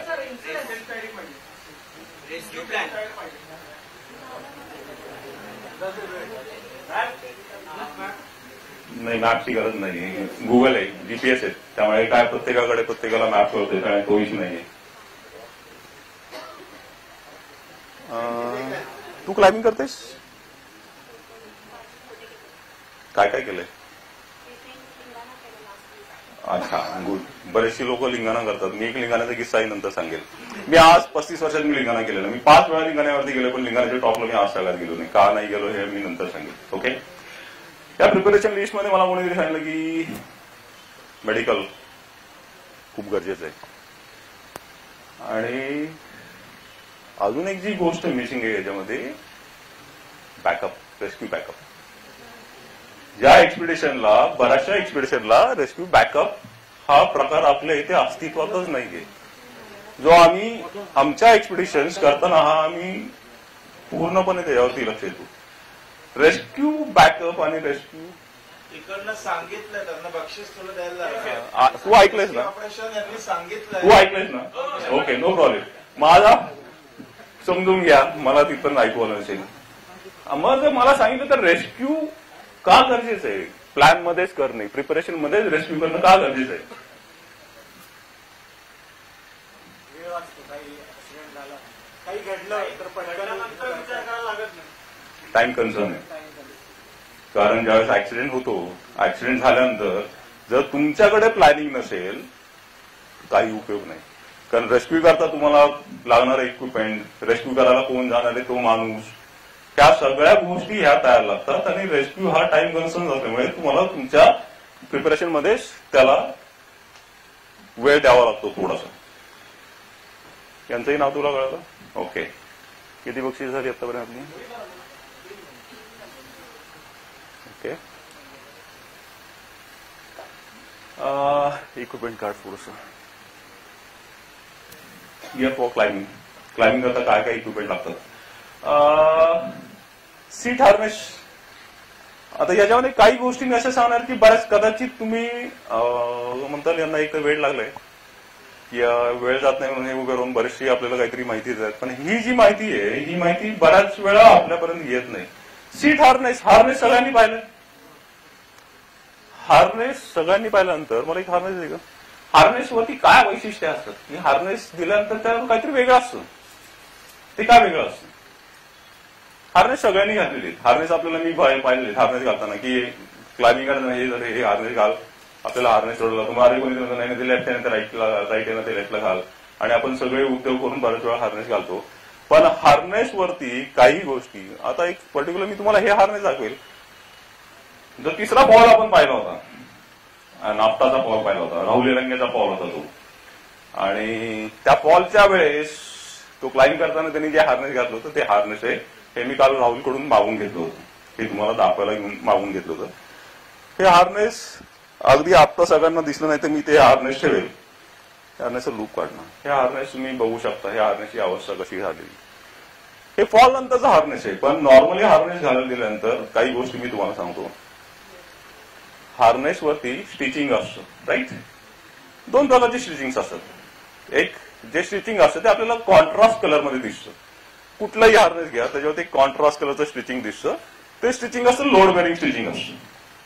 ते लोड बेरिंग स्टिचिंग कॉन्ट्रास्ट का देतात? तर तुम्ही हार्नेस घालताना तुम्हाला व्हिज्युअली इन्स्पेक्ट करता यावं म्हणून ते कॉन्ट्रास्ट कलरचे स्टिचिंग असतात.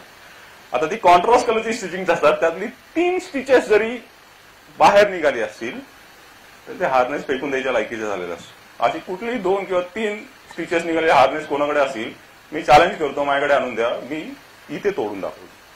ती तुटतात, प्रॅक्टिकली तुटतात. हार्नेसच्या एज वरती एक फाईन लाईन 2-3 mm आपल्याला अशी थ्रू आउट गेलेली दिसते. ती लाईन याच्याकरता दिलेली असते, जर एखादा कट त्या लाईनच्या पलीकडे आला असेल तरी हार्नेस तुम्हाला डिस्कार्ड करावं लागतं. कारण हार्नेस एक शेवटी कापड आहे, की आपण कोणाकडे शिंप्याकडे गेलो कपडे शिवायला, ते कट करताना कापडाला एक थोडासा कट देतात आणि कापड ओढून फाडतात. असं त्याला शेअरिंग इफेक्ट म्हणतात. फॉल नंतर शेअरिंग इफेक्ट प्रचंड असतो. हार्नेस जागेवरती ब्रेक होऊ शकतो. ओके,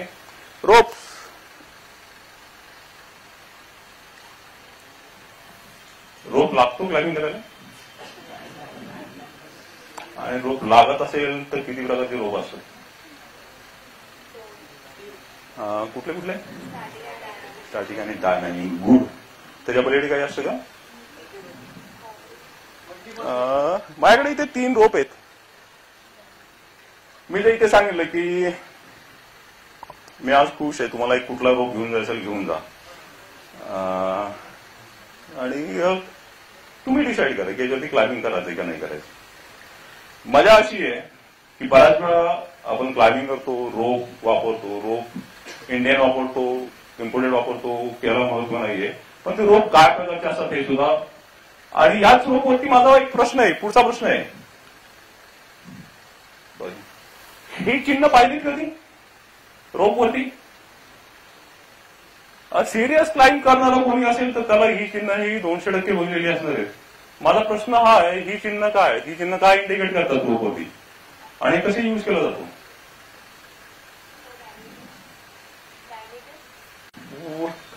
1 मीटर, 1 mm, ½ mm, आणि हे पलीकडचं तर मला कळतच नाहीये. ती इन्फिनिटीत दाखवते, म्हणजे एक मोठे रोप असं आहे का? नाही, डायमीटर नाहीये, थोडस मोठ्याने. अजून कोणी?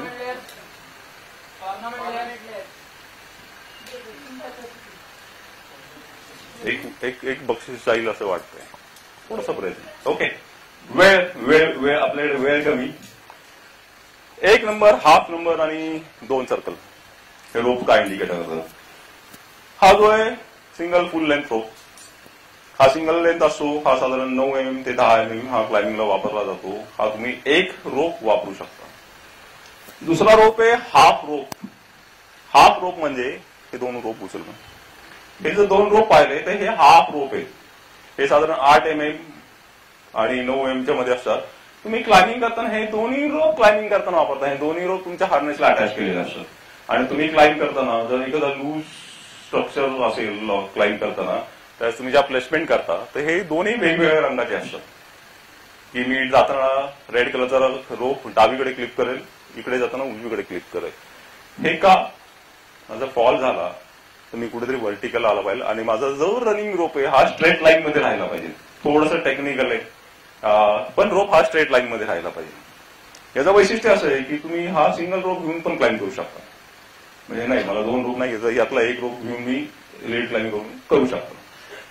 पण हा जो ट्विन रोप आहे, हा ट्विन रोप तुम्ही क्लाइम्ब करताना दोन्ही तुमच्या हार्नेसला असतात, आणि दोन्ही रोप तुम्हाला क्लिप मध्ये क्लिप करायचे असतात. मग तुम्ही असा मला प्रश्न विचारताल की असा प्रश्न तुमच्या डोक्यात आला पाहिजे की हा जो सिंगल रोप आहे हा 70 फूट असेल आणि हा ट्विन रोप असेल 70 फूटच आहे. मग मी हे 2 रोप कशाला कॅरी करायचे? मी वरती जाताना 70 फूटच क्लाइम्ब करणार आहे, आयदर या रोप होती की या रोप होती. त्याला कारण असं आहे की बऱ्याच वेळा रॉकवॉल याच्यामध्ये एक प्रोबॅबिलिटी असते की दगड पडला हा गेला, या 2 रोप पैकी एखादा रोप तरी शाबूत राहू शकतो.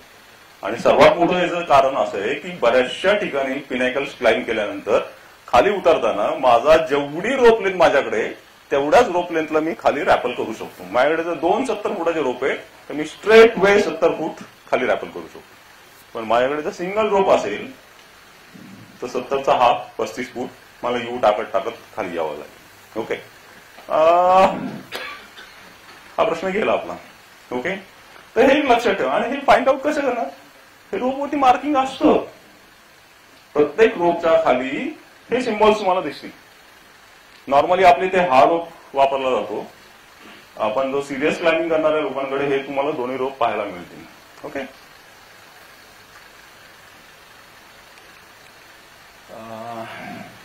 हेल्मेट घालावं की न घालावं, आणि हेल्मेट घातलं तर कुठलं हेल्मेट घालावं. अरे हा प्रश्न तर आला पाहिजे. क्लाइम्बिंग करताना हेल्मेट घालावं की न घालावं, घालावं तर कुठलं घालावं. इंडस्ट्रियल हेल्मेट आणि क्लाइम्बिंग हेल्मेट मध्ये फरक काय. इंडस्ट्रियल हेल्मेटला पीक असतं, आणि हे जे पीक आहे हे सिरियस क्लाइम्ब करणारा माणूस जर अगदी क्रक्स मुला उभा राहिला की ज्याचं नाक आणि चष्मा फेसला टेकलेला असतो आणि ज्याला हालता येत नसतं, त्यावेळेस जे हेल्मेट असतं हा त्यावेळेस त्याचा शत्रू बनतो, कारण हे तुम्हाला मागे पुश करत असतो. गंमत अशी तुम्ही काही काय सांगतो हा पुश, पण सिरियस क्लाइम्ब करणारा जो कोणी जाऊन उभा राहिला असेल क्रक्सला त्यावेळेस क्लाइम्बिंग हेल्मेट्स ही फ्लॅट असतात, वरती बघायला सोपं जातं. क्लाइम्बिंग हेल्मेट्स थोडीशी काय मला जास्ती यातली टेक्निकल माहिती नाही, पण येणारे दगड त्याच्यावरती असे टँजंट होऊन बाहेर निघून जातात. बऱ्याचशा अशा वेळेस बैल ते स्लाइड होऊन निघून जातात. पिटॉन्स लोखंडी पट्टीला विविध दिलेले शेप दगडांच्या खाचा खुचांमध्ये बसणार आहे, त्याला मारायची पद्धत असते. फ्रेंड्स एक फ्रेंड हे क्रॅक मध्ये बसणार एक डिव्हाइस आहे.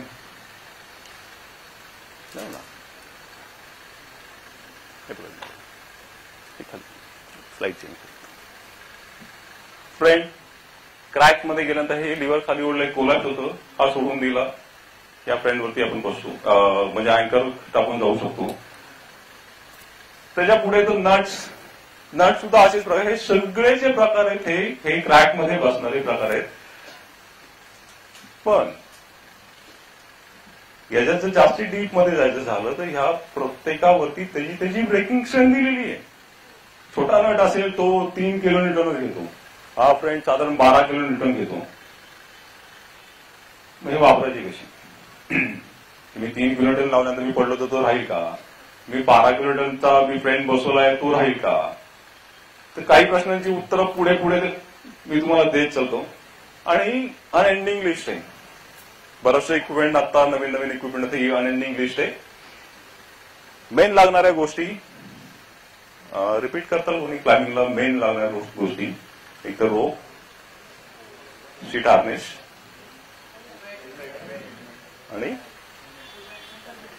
आणि आता बऱ्याचशा लोक मी असं एक अजून एक प्रश्न हे करतो की लागणारे शूज असं की बरेचसे प्रायोरिटी सध्या शूजची असते. पण हे बरेचसे सिनियर्स बसलेले आहेत ना, तर यांनी मला वाटतं बराचसा काळ पायामध्ये शूजच घातले नाहीये, त्यात मी सुद्धा इन्क्लुडिंग आहे. बरेचसे क्लाइम्ब हे बेअरफूट क्लाइम्ब होते. त्यानंतर केलचंद्रा नावाची एक जी कंपनी होती ज्याचा बूट काहीतरी 34 का 36 रुपयाला मिळायचा, ते 36 रुपये सुद्धा आणणं मुश्किल असायचं. कारण एक मागे स्लाइड होती, स्लाइड मध्ये एक खर्चाची स्लाइड होती, त्याच्यामध्ये एक 8 रुपये रिझर्वेशन असं 8 रुपये लिहिलं होतं. ते 16 जणांचं रिझर्वेशन होतं. पूर्वी एसटीला 50 पैसे देऊन रिझर्वेशन केली जायचे, ते 16 जणांच्या रिझर्वेशनचे 8 रुपये होते. आणि क्लाइम्बिंग शूज पाहायला मिळायचेच नाही. माझे पहिले क्लाइम्बिंग शूज मी 1996 साली पहिल्यांदा माझ्या पायात क्लाइम्बिंग शूज आले होते. ओके, हे इक्विपमेंट. याच्यावरती विचारलेला प्रश्न हा वाया गेला माझा. आता थोडासा इंटरेस्टिंग सब्जेक्ट मी अगोदर डिक्लेअर करतो. हे सगळे जे फोटो आहेत ना, हे सगळे फोटो मी फेसबुकवरतून घेतलेले आहेत. मी प्रत्येकाचे चेहरे ब्लर केलेले आहेत. हे फोटो दाखवताना मी कोणालाही कमीपणा किंवा कमी करण्याचा किंवा असा कुठलाही माझा प्रयत्न नाही. या गोष्टींमधून काहीतरी चांगलं पॉझिटिव्हली आपल्याला घेता यावं म्हणून हे मी फोटो घेतले. काही लोकांना मी कॉन्टॅक्ट करायचा प्रयत्न पण केला की हे मी फोटो घेतोय. काही लोकांकडून परमिशन आलं तर काही लोकांचे फोन लागले नाहीत. पण ज्यांना फोन लागले नाही त्यांना सॉरी म्हणून चेहरे ब्लर केलेले. हे फोटो बघितले तर काय काय वाटतं, काय काय चुका वाटतं. पहिला फोटो डेंजरस मधमाशाचं पोळं. मी तर फिरकतच नाही, आता माझ्या इकडे कोणीच फिरकणार नाही. ते पोळं तिकडे जरी दिसलं पास क्लाइम्बिंग अबॅन्डन. कारण जे झटके ज्यांनी खाल्ले त्याला माहिती आहे. ते झटका खाण्यामध्ये मी आणि हा नितीन बोडच बसलाय. हा ड्युक्सला आम्ही 88ला आम्ही दोघांनी झटका खाल्लेला आहे. त्या दिवशी बहुतेक माशांचा मूड नसला, आमच्या अंगावरती बसले पण आम्हाला चावल्या नव्हत्या. हे आमचं नशीब होतं त्यावेळेस. हा सेकंड फोटो. हा सेकंड फोटो कुठला आहे हे तरी कळेल का? हे क्लाइंब नाहीये, हा एक ट्रेक आहे. नाही कळत नाहीये. भैरवगड, भैरवगडची बॅक साईड आहे. पर्टिक्युलरली हा दगड हलणारा दगड आहे. कोणीतरी खालून वरती येत आहे.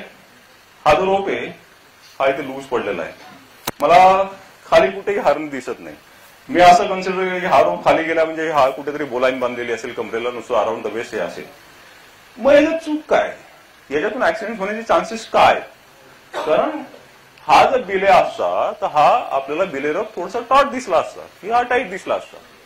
या कंडिशन मध्ये बऱ्याच वेळा असं होतं, ऍक्सिडेंट का होतात माहिती ना, ते ऍक्सिडेंटली होतात, माहित नसतं. आणि ऍक्सिडेंट कसे होतात त्यावेळेस आपण लिस्ट बॉदर असतो की आपण विचारही करत नाही की, आणि प्रत्येक वेळेस आपल्याला काय वाटतं ऍक्सिडेंट माझ्यावर होणार नाही, ऍक्सिडेंट ना तो आपल्यावर तिसरा आहे ना जास्ती कटकट करतो ना, ऍक्सिडेंट त्याच्याबरोबर होईल. ही मेंटॅलिटी आहे आणि आपण खूप कॅज्युअल असतो. आणि या इथून जर हा जर फॉल झाला तर मुश्किल आहे. त्या दुसऱ्या फोटोला हेल्मेट आहे का? कुठल्या? अच्छा, हा. नाही. हा फोटो लहान मुलं जी असतात ना, लहान मुलांना भीती कुठल्याही प्रकारची भीती नसते. मी बऱ्याचशा लहान मुलांबरोबर आज सुद्धा क्लाइम्बिंग करतो. माझ्याकडे आज सर्वात लहान क्लाइम्ब करणारी किती, एक 8-9 वर्षाची माझ्यावर क्लाइम्ब करते. त्यांना भीती नसते, कुठलीही भीती नसते. भीती आपण शिकवतो. काही चूक नसताना ती मुलगी क्लाइम्बिंग करते गुड, पण तिला जे दिलेलं हेल्मेट आहे ना, ते हेल्मेट इथे आलेलं आहे. त्या हेल्मेटचा पर्पज वरतून येणारा दगडापासून बचाव करायला आहे. पण ते हेल्मेट मग बऱ्याच वेळा काय होतं की तुम्ही हेल्मेट घालू नका. तुम्हाला माहित असतं आपल्या डोक्यात हेल्मेट नाही, आपण जास्ती काळजी घ्यायला सुरुवात करतो. जे सध्या पुणेकर करतात बऱ्याच वेळेस आपल्या इथे. आम्ही हेल्मेटच घालत नाही कारण पुणेकर कोणाला डोक्यावरती घेत नाही असं म्हटलं जातं. तसाच हा प्रकार आहे. हेल्मेट घालायचं प्रॉपर घाला, नंतर मी तर म्हणेल घालू नका. हा कॉमन सेन्स आहे. याच्यावरती लोड आला की कॅरेबिनर जागेवरती तुटेल. कॅरेबिनरची ब्रेकिंग स्ट्रेंथ किती असते? पंप्याने इथे एक ट्रेनिंग प्रोग्राम घेतला होता.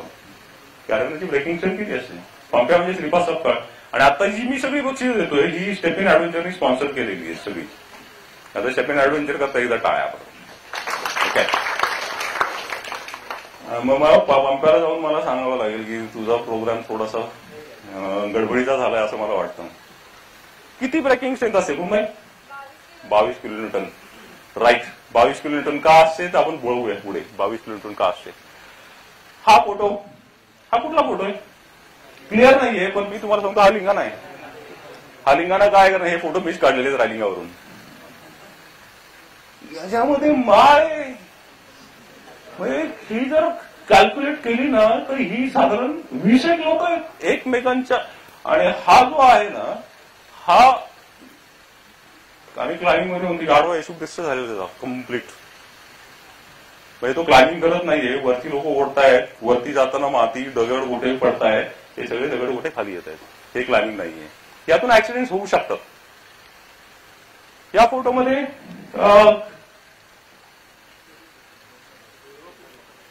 काय आहे? या फोटोमध्ये प्रॉब्लेम जर पाहिला तर हे झुमार आहे आणि ते हा सेल्फ अँकर आहे. त्या झुमारच्या वरती असं अलिखित नियम आहे की त्याच्यावर ते कॅरेबिनर तर झुमार ओपन होतो. झुमारिंग करताना झुमार ओपन होतो हे पाहिलेलं आहे आणि प्रॅक्टिकली आपल्याला करून दाखवतो की झुमार ओपन होतात. याला सबस्टिट्यूट म्हणून हा जो सेल्फ अँकर ज्यात टाकलेला आहे या सेल्फ अँकरच्या ऐवजी एक फुसीचा असते ते जास्ती सेफर झाला असतो. यात सुद्धा ऍक्सिडेंट होण्याचे चान्सेस आहे. हा फोटो, या फोटोमध्ये मला जर कोणी सांगितलं तर हे जे पहिलं जे बक्षीस वाचलंय ते बक्षीस आपण इथे दिलं. हा फोटो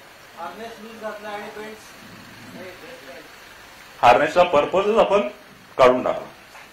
माझ्याकडे हार्नेस आहे, मी हार्नेस घातलंय पण मी लूपच लावली नाहीये. लूप का असतात हे कोणी सांगेल का? वेस्ट बेल्ट आणि लेग्स करता लूप्स असतात, कशा करता असतात. थोडंसं बोरिंग पण होत असेल पण काही गोष्टी आपल्याला जर आपण ऍडव्हेंचर करणार असू तर आपल्याला थोडंसं हे माहीत असलं पाहिजे. आपलं हे जे बोन फिमर बोन असतो स्ट्रॉंगेस्ट बोन समजलं जातं की आपल्या शरीरातलं. आणि तुम्ही लेग लूप काढून टाकता कारण ज्यावेळेस तुमचा फॉल होतो तुम्ही पडतो. हार्नेसचं काम कधी असतं? ज्यावेळेस तुम्ही पडल्यानंतर हार्नेसचं काम चालू होतं. अनलेस अँड अंटिल तुम्ही पडत नाही हार्नेसला काहीही होत नसतं. पडल्यानंतर हार्नेस तुम्हाला पकडतं आणि वेट डिस्ट्रीब्युशन जे असतं ते वेट डिस्ट्रीब्युशन ज्या ज्या तुमच्या पाय किंवा ह्याच्यात तिथे वेट डिस्ट्रीब्युशन तुमच्यावरती इम्पॅक्ट कमी होत असतो. पण इथे आम्ही पायाला नाहीच आहे, ते फक्त कमरेला गुंडलेलं आहे. का माहित नाही. याच्यामध्ये सेम हा जो सीन आहे तो सेम इथे. मोठा प्रश्न अजून एक मोठा, हे बरोबर आहे का चुकीचं आहे? हाफ डिसेंडर इंटरनॅशनली व्हॅलिड आहे, पण या कंडिशन मध्ये हे चुकीचं आहे का बरोबर आहे?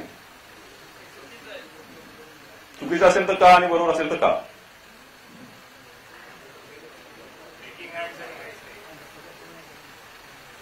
ब्रेकिंग हँड फ्रिक्शन डिव्हाइस आहेत सगळे जे डिसेंडर एटीसी बग रिव्हर्सो हे जेवढे हे सगळे फ्रिक्शन डिव्हाइसेस आहेत. या कंडिशन मध्ये जर क्लायंबर पडला तर त्याला ब्रेक हँड हा त्याला मागे यावा लागणार आहे. आणि नियम असं सांगतो तुम्ही जर डिसेंडर लावला असेल तर तुमचा जो बिलेर असेल तर ह्या डिसेंडरच्या मागेच असला पाहिजे तर तो चेक होईल.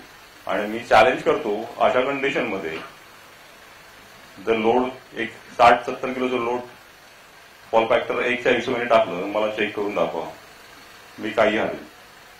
ओके, तर या गोष्टी ऍक्सिडेंट्स का होतात जसं मला तू विचारलं तर ह्या गोष्टी आहेत की ह्या ऍक्सिडेंट्सला कारण बऱ्याचशा गोष्टी आपल्याला माहित नाहीयेत. हा समोरचा कोणीतरी सांगतो आणि आपण घालतो. बऱ्याचदा मला बरंच वेळा आश्चर्य वाटतं की बऱ्याचशा ऍक्टिव्हिटीला लोक जातात, क्लाइम्बिंगला लोक जातात, कोणीतरी म्हणतं हे हार्नेस घाल, मी हार्नेस घेतो घालतो सगळं करतो. त्या हार्नेस मला कुठेतरी चिकन लागलेलं असतं, कुठेतरी खराब झालेलं असतं, पण मी त्याला विचारत नाही हे असं का. नॉर्मली वाडेश्वरला आपण वडा सांबार खायला गेल्यानंतर तिथेही आपण डिबेट करतो वडा सांबार चांगला आहे का इडली सांबार चांगला आहे. ज्यावेळेस आपल्या जीवाशी सुद्धा बऱ्याच वेळा आपण आपल्या जीवाशी खेळत असतो. ज्यावेळेस मी जे इक्विपमेंट अंगावरती चढवत असतो कुठल्याही ऍडव्हेंचर ऍक्टिव्हिटीला तर हे विचारण्याचं तुमचं काम आहे किंवा हे असं आहे. त्याला भरपूर चेक्स आहेत.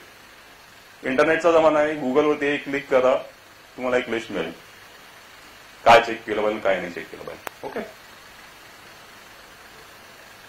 सेल्फ क्लाइम्बिंग म्हणजे काय तर सेल्फ क्लाइम्बिंग दोन्ही क्लाइंबर्स राजी खुशी हसत खेळत वरती येत आहेत. कोणाच्याही डोक्यात दगड पडत नाहीये, तिथल्या निसर्गाला कुठल्याही प्रकारची हानी होत नाहीये. मी जे इक्विपमेंट बरोबर घेऊन गेलेलो ते इक्विपमेंट पण कुठे डॅमेज होत नाहीये. ह्या जर सगळ्या गोष्टी जर झाल्या तर ते सेल्फ क्लाइम्बिंग असतं. बऱ्याच वेळा असं होतं की मी क्लाइम्बिंग करून वरती आलो, खाली 2 स्लॅब गेलं, काय काय होणार, आम्हाला काय फरक पडतोय. माझा कॅम्प तिथे लावला होता. मी बऱ्याचशा वेळ असं होतं की तिथे गेल्यानंतर असं वाटतं की अरे हा कचरा म्हणजे असं कसं आहे. तर सेफ क्लाइम्बिंग किंवा सेफ कुठलीही गोष्ट क्लाइम्बिंगच नाही कुठलीही सेफ गोष्ट ते ह्या 2 गोष्टींना खूप महत्व आहे. एन्व्हायरमेंटल फॅक्टर सुद्धा तेवढाच महत्वाचा आहे. आणि शेवटच्या एका स्लाइडमध्ये आपण थोडंसं याच्याशी बोलू. काही चेक सांगले 10-12 चेक्स जरा अजून एक 10 मिनिटं जास्तीत जास्त. ऑलवेज चेक हार्नेसमध्ये काय चेक करायचं की जसं तुम्हाला सांगितलं की व्हिज्युअल इन्स्पेक्शन करा. कॉन्ट्रास्ट कलरमध्ये जे लोड बेरिंग आहे ते कुठे बाहेर निघालेत का, त्याला कुठे कट आहे का. स्पेशली तुम्ही क्लाइम्बिंग करणारे असाल, क्लाइम्बिंग पॉईंटच्या खाली गेल्यानंतर ज्यावेळेस हार्नेस घालता तर डबल चेक काही गोष्टी करायच्या आहेत. त्या डबल चेक करताना काही हार्नेसेसला जो बकल जे असतं त्याला रिव्हर्स बकल तुम्हाला बेल्ट हे टाकला जातो. आता तो एक इंग्लिश पिक्चर कुठलं मला नाव आठवत नाही त्या पिक्चरमध्ये त्याच्यामध्ये ते बकल उखडून नेलेलं. पण आता बरेचशी हार्नेसेस ही ऑटो लॉक आलेली आहेत. सेकंड हाय लूप्स काही ऑटो असतात म्हणजे त्याला ऍडजस्टमेंट काही नसतं, काहीतरी ऍडजस्टमेंट असतात. पण असं म्हणतात की हार्नेसेस स्नक फिट पाहिजे. स्नक फिट म्हणजे काय? स्नक फिट म्हणजे आपल्या इथे हार्नेस घालायला दिल्यानंतर ते हार्नेस असे ओढून पार खाल्लेलं बाहेर निघेल अशा पद्धतीत घातलं जातं. हार्नेस कुठे घालायचं ह्यालाही लिमिट असतं. बऱ्याच वेळा फॅशनचा एक पार्ट किंवा लो वेस्ट जसं म्हणतात तसं लो वेस्ट हार्नेस सुद्धा बरीचशी लोक घालतात. लो वेस्ट हार्नेस का घालू नये आणि स्नक फिट हार्नेस का असावं याचं मागचं एकच कारण आहे.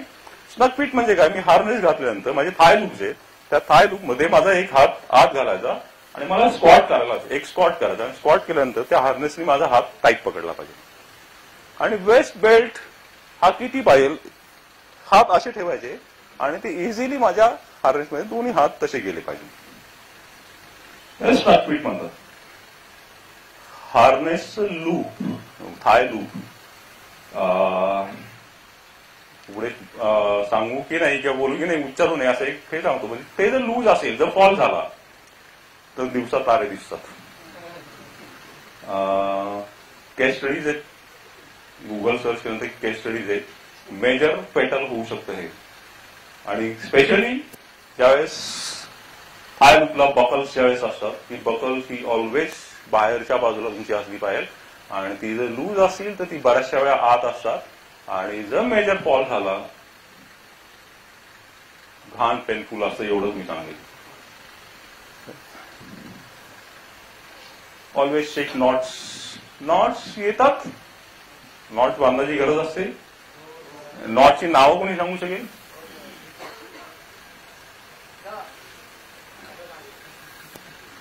नॉटची नावं थम नॉट अजून एक एक बोलाईन अजून figure of 8 single double triple figure of 9 clove hitch knot आहे का? एकला बक्षीस असेल तर इथं काढून घ्या. क्लोईची नॉट आहे का? नाहीये. नॉट आणि हिच मधला फरक काय ना? हिचेस हे आपल्याला कोणी सांगत नाही. मी आजच एक मला वाटतं कोणातरी एक व्हिडिओ दाखवला. आज एक इंस्टाग्रामवरती कोणीतरी व्हिडिओ टाकलेला आहे. त्या व्हिडिओग्राममध्ये रिफ नॉट बांधायला शिकवता येते आणि बरेचसे विद्यार्थी ते शिकता येते आणि त्या व्हिडिओमध्ये क्लिअर कट दिसते की 2 पोरांनी नॉट चुकीच्या बांधलेल्या आहेत आणि ती पोरं तशीच जात आहेत. म्हणजे थोडासा रोप ओपन करणं. रिफ नॉट मारता येते कोणाला? रिफ नॉट कशी मारतात? आम्हाला ज्या पद्धतीने रिफ नॉट शिकवले मी इथे सांगू शकत नाही. जे काही जुने जाणती लोक आहेत ती तुम्हाला सांगतील रिफ नॉट मारताना काय नावं वापरले जायचे. तर रिफ कोणाला मारता येत असेल तर मी रिफ मारून दाखवतो आणि ती मला फक्त बरोबर आहे का चूक आहे हे सांगायचं. मग दोन्ही एंड काढा बाहेर. ओके. तर नॉट्स हिच आणि नॉट्स मध्ये फरक आहे. नॉट्स ह्या इंडिव्हिज्युअली स्टँड होतात आणि हिचेस करता मध्ये एक ऑब्जेक्ट लागतं. जसं क्लोईच आली, इटालियन एच आली. इटालियन एच मंटर एच त्याला म्हणतात. इटालियन एच कोणाला मारता येते? डोळे झाकून मारणार? तुम्हाला इटालियन एच मारता येते? मी तुला प्रश्न विचारत नाहीये. इटालियन हेचा उपयोग काय?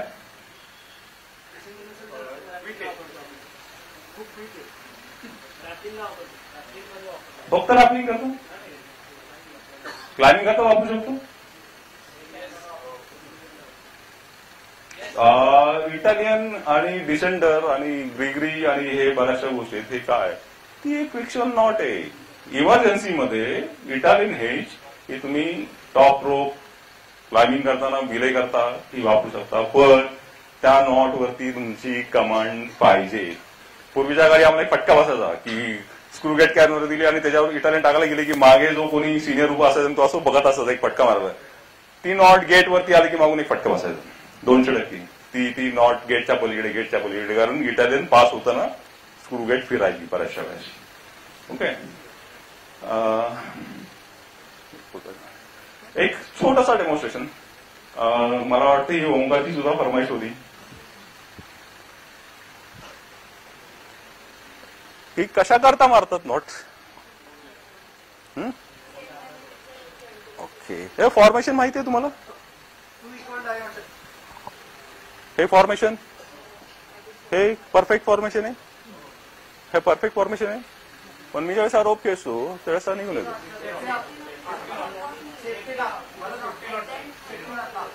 मी ही नॉट चूक होती का बरोबर होती?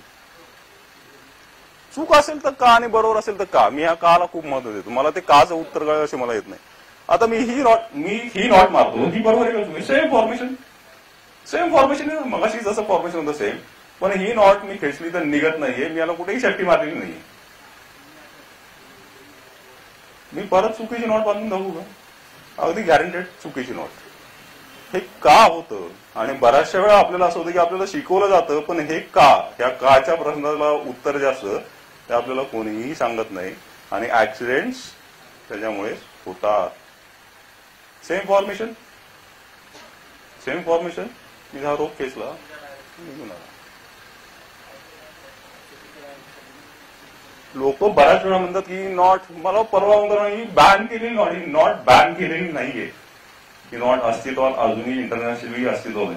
त्याच्यामध्ये हे एकच चुकतं की जी ते दोन एंड असतात ना रीफचे, ते एकाच डायरेक्शन मध्ये असे लागतात, म्हणजे आयदर या बाजूला किंवा त्या बाजूला. ते ज्यावेळेस क्रॉस होतात त्यावेळेस डोळे झाकून ती नॉट चुकलेली असते. आणि एक लक्षात ठेवायचं, कुठली नॉट. तर अजून एक प्रकार, एक नॉट, एक थोडीशी गंमत अशी होती की तुटलेला रोप, लोक मला बऱ्याच वेळा विचारतात तुटलेला रोप वापरता येतो का भाऊ, की कुठेतरी क्लाइंबला गेलोय, मध्येच रोप कट झालेला आहे आणि मला तो रोप वापरायचा आहे. वापरता येऊ शकतो का मध्ये कट असलेला रोप? फॉर एक्झाम्पल, माझा हा रोप इथे कट झालाय, ओके, मी या रोपला फक्त एकदा ट्विस्ट करतोय आणि हा रोप मी इथून बाहेर करतोय आणि हा रोप जर मी इथून कापला आत्ता आणि हे दोन एंड पकडले आणि खेचले तरी काही फरक पडणार नाही. आणि प्रयोग करायचा असेल, कोणाकडे नाईफ असेल, चाकू असेल, हा बिंदास घेऊन रोप कापू शकता आणि दोन्ही एंड ओढून बघू शकता. ही कुठली नॉट आहे? कुठली? बटरफ्लाय. Alpine butterfly.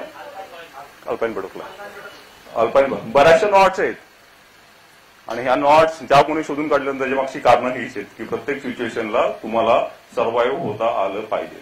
आपल्याला नॉट्स शिकवल्या जातात, ह्या फक्त शैक्षणिक नॉट्स शिकवले जातात, त्याचे उपयोग कशा वापरायचा, कधी वापरायचा हे सांगितलं जातं. ओके. हेल्मेटवरती आपण बोललो बराच. ऑलवेज हेल्मेट का घालायचं? कारण आपलं डोकं मऊ असतं, दगड हार्ड असतो, तो जर डोक्यात पडला दगडाला फरक पडत नाही, आपल्याला फरक पडतो, म्हणून हेल्मेट घालायचं. ओके.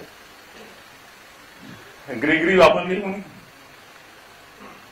ग्रिगरी वरती काही पिक्चर्स दिलेली आहेत, ते पिक्चर्स आणि ग्रिगरीवरची वॉर्निंग कोणी सांगू शकेल का ग्रिगरी प्रॉपर वापरली असेल तर?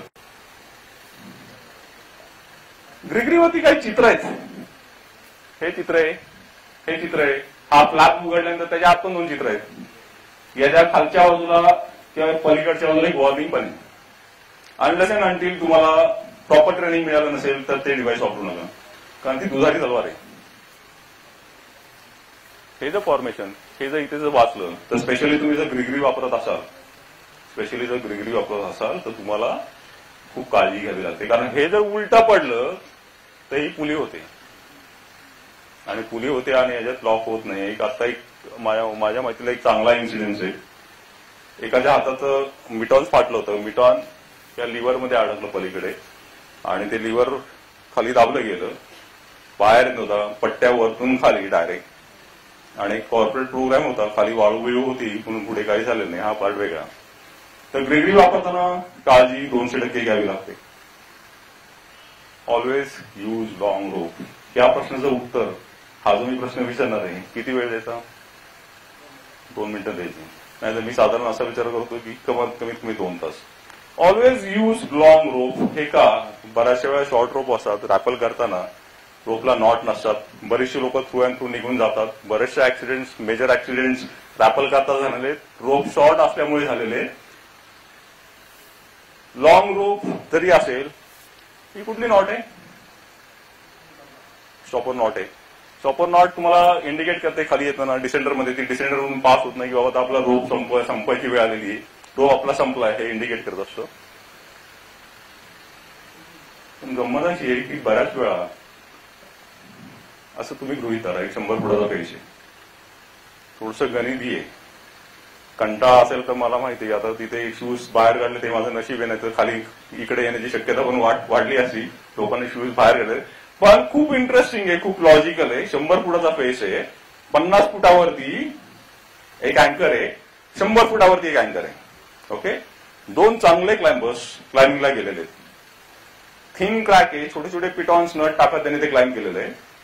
समेट होतं दोघांचं, समेटला जातात आणि वरती इमर्जन्सी येते आणि त्या दोघांनाही खाली यायचं असतं. आणि ऑल ऑफ अ सडन त्यांच्या लक्षात येतं 100 फुटाचा फेस आहे पण आपल्याकडे 75 फुटाचाच रोप आहे. आपल्याकडे 75 फीटचा रोप आहे आणि आपल्या दोघांनाही सेफली खाली जायचंय, तर ते कसे खाली उतरतील? अँकर 50 आणि 100 फुटावरती. त्यावेळी 75 फुटाचा जो रोप होता तर ते पहिले 50 फुटावरती आले. त्या रोपची कमतरता नव्हती, त्यांच्याकडे 25 फूट तसाच होता. सेकंड क्लाइंबर वरती आला, परत क्लाइम्बिंग चालू केलं, 25 फूट त्यांच्याकडे शिल्लकच होता.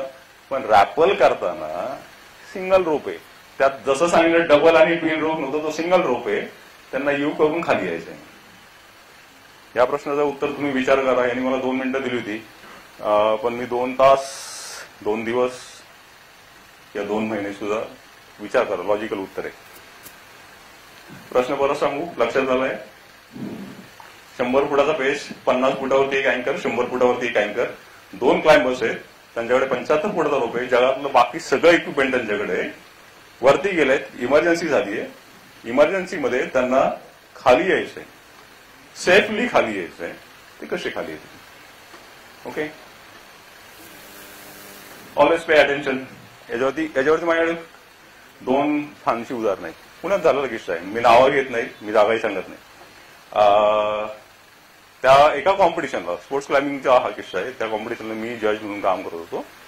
टेबलवरती बसलोय, समोर 2 बिलर्स आहेत, रूफवरती 2 क्लाइंबर्स भिडलेले आहेत. दोन्ही बिलर्स हे माझे चांगले मित्र आहेत. आणि घे रे डबल असा एक आवाज येतो फक्त. आणि ह्या डबल घेण्याच्या, डबल म्हणजे तंबाखू मिळालेली एकाने कोणीतरी, आणि एका बिलरला ती घ्यायची. त्या बिलरनी तंबाखू करता हात गेला, इकडचा क्लाइंबर निघाला. मी आणि छोट्या म्हणजे श्रीकृष्ण कडुसकर, आम्ही दोघे जजिंग करतो. आम्ही दोघे उठून बिलरला पकडतो, तो पोरगा आमच्या समोर खाली आला. नशिबाने त्या पोराचा पाय फ्रॅक्चर झाला, त्याच्या पलीकडे काही झालं नाही. हा एक किस्सा. आणि वैयक्तिक माझा किस्सा, मी क्लाइंब करत असताना नॅचरल क्लाइम्बिंगच्या एका कॉम्पिटिशनला मी क्लाइंब करत होतो. एक छोटीशी गोष्ट सांगायला लागली. मी माझ्या आयुष्यात एकच कॉम्पिटिशन जिंकलो होतो. 2005ला वयाच्या 40व्या वर्षी मी एक इंटरनॅशनल कॉम्पिटिशनचा विनर आहे. तर अशा एका कॉम्पिटिशनला खेळत असताना मला जो बिलर दिला त्या बिलरबद्दल मला डाऊट होता. मी बॉंगला म्हणजे दादाला, दादा ये बिलर चेंज नाही होत होता. अरे भाऊ डरता क्यों है, इसने एव्हरेस्ट क्लाइंब किया. मला अजून भीती वाटली. आणि ही जी भीती होती ही प्रत्यक्षात उतरली माझी. मी क्लाइंब करत असताना शेवटच्या 2-3 क्लिप्स खाली असताना पंप झालं होतं. अवघड रूट होता. आणि नॉर्मली पंप झाल्यानंतर आपला जो बिलर जो खाली आहे त्याकडे आपलं एक लक्ष जातं की हा, आणि हा माझा बिलर शेजारशाशी काहीतरी गप्पा. बरं असंही असेल, भाऊ क्लाइंब करतायत, भाऊ कसले पडतायत, हे सगळं अजम्पशन. भाऊ सुद्धा माणूस आहे हे लोक बऱ्याच वेळा विसरतात. आणि बऱ्याच वेळा असं होतं आपण क्लाइंब करताना. हे क्लाइंब करतात आपल्याला माहित असेल त्यांचं क्लाइम्बिंग खूप सुंदर आहे, पण प्रत्येक माणूस आहे, चूक ही प्रत्येकाकडून होऊ शकते. आणि मी निघालो वरतून, माझा हात सुटला, माझा फॉल झाला. आणि असं म्हणतात ना की जमीन अशी वाईवगे जवळ येते की आपला शेवटचा दिवस, असाच डोक्यात विचार. आणि मला असं दिसलं की वैभव मेहता आणि बॉंग दादा असे पळत येऊन त्या बिलरला पकडलेले. आणि बहुतेक त्या बिलरची काय म्हणतात त्याला जी शिक्षा आहे ती माझ्याकडून बसलेली. माझा फॉल असा चेक झाला होता, माझा पाय त्याच्या हेल्मेटमध्ये ठाप करून आदळला होता आणि माझा फॉल तिथे चेक झाला होता. त्यावेळेस हे जे आहे पे अटेन्शन, हे कायम लक्ष राहिलं पाहिजे. सर्वात महत्वाचा पार्ट असा आहे की बऱ्याच असं होतं की बिलर क्लाइंबर क्लाइंब करून जातो, खालून आवाज येतो, पोचला का रे, पोचलो, खाली ऑफ बिले होतात, बिले काढून टाकतात. सर्वात चुकीची पद्धत आहे. बऱ्याच वेळा लीड क्लाइंबर आणि बिलरला क्लाइंबर दिसत नसतात. Unless and until confirm lead क्लाइंबरचा कॉल येत नाही की मी सेफ आहे, त्याच वेळेस बिलरनी ऑफ बिले होऊ शकतो. ऑलवेज बिंग इनफ गिअर, जास्तीचं गिअर घेऊन चला. जास्तीचं गिअर आणलं नाही तर काय होऊ शकतं. एखादा कुठलंही, मी क्लाइम्बिंगचीच गोष्ट म्हणत नाही की फॉर एक्झाम्पल घरी पावभाजी करतोय, आपण पावभाजी करतोय आणि काय कांदा वगैरे काहीतरी कमी पडतंय आणि आता 10-11 वाजलेले, सगळे बंद झालेले. आपण काय करतो, आपण जुगाड करतो, प्रॅक्टिकली जुगाड करतो, काहीतरी इकडे इकडे मिक्स मॅच करून आपण ती गोष्ट तयार करतो, खातो. चव बदललेली असते पण आपण वेळ भागून येतो. बऱ्याच वेळा क्लाइम्बिंग मध्ये गिअर कमी पडलं की जुगाड चालू होतं. जुगाड मीही केलंय, जुगाड यांनी केली. आणि ही जुगाड बऱ्याच वेळी सक्सेसफुल होतात, पण ज्यावेळेस अनसक्सेस होतं त्यावेळेस क्लाइम्बिंगच्या बाबतीत ते जीवाशी येऊ शकतं. क्लाइम्बिंग करताना रोप पायाच्या वरती असलं पाहिजे, पायाच्या मागे असेल काय तर मयुरी सांगू शकते. मयुरीचा फॉल झालेला आहे आणि रोप बर्न, ज्याला कोणाला रोप बर्न झाला असेल त्यालाच त्याच्या ते पेन्स कळतील. तर रोप बर्न हा एक मेजर इश्यू आहे. क्लिप कशी करावी, क्लाइम्बिंग करताना ज्या क्लिप्स अडकवलेल्या असतात, रोप हा नेहमी दगडाच्या बाजूनी बाहेरच्या बाजूला आला पाहिजे. थोडंसं टेक्निकल आहे, त्याच्यामध्ये मी बॅक क्लिप पण दिलेलं आहे, त्याच्यामध्ये झेड क्लिप पण येतात. पण जर तुम्ही जर क्लाइम्बिंग केलं नसेल आणि जर अगदी बिगिनर्स असाल तर हे ग्रॅज्युएशनचा प्रश्न आहे ना. ऑलवेज यूज सेफ अँकर, खूप महत्वाचं आहे की कुठलाही अँकर ज्यावेळेस निवडतो तो एकापेक्षा जास्ती असेल तर ऑलवेज बेटर. एकाच अँकरवरती कधी डिपेंड होऊ नका, मॅच जास्तीचे अँकर. शेवटची स्लाइड, आणि ह्या शेवटच्या स्लाइडला हे काय चित्र आहे.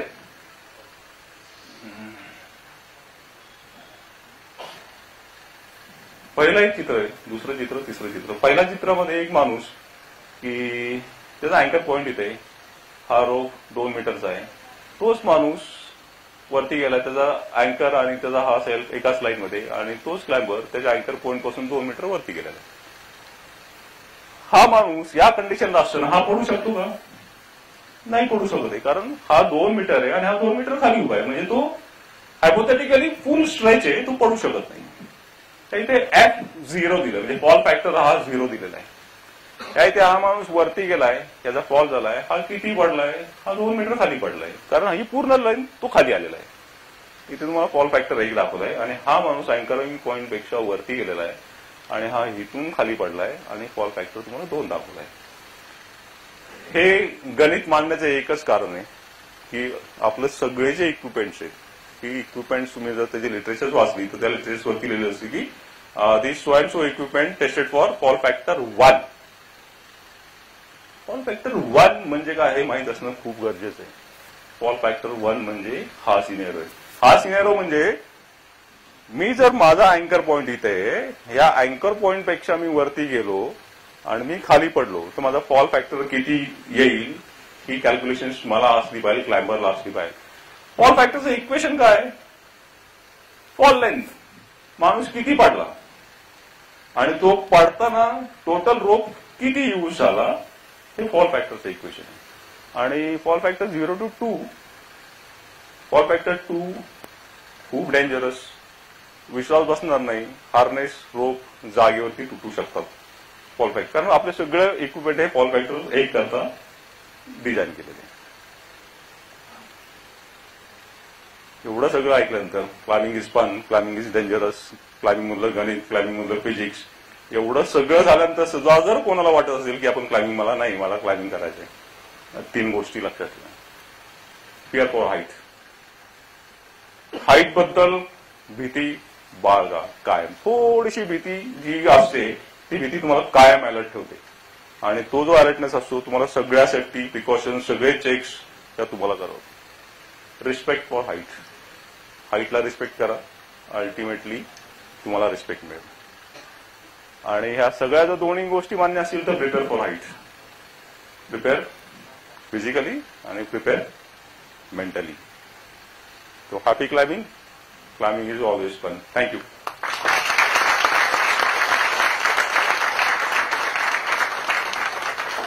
एक शेवटची 2 मिनिटं फक्त बसा.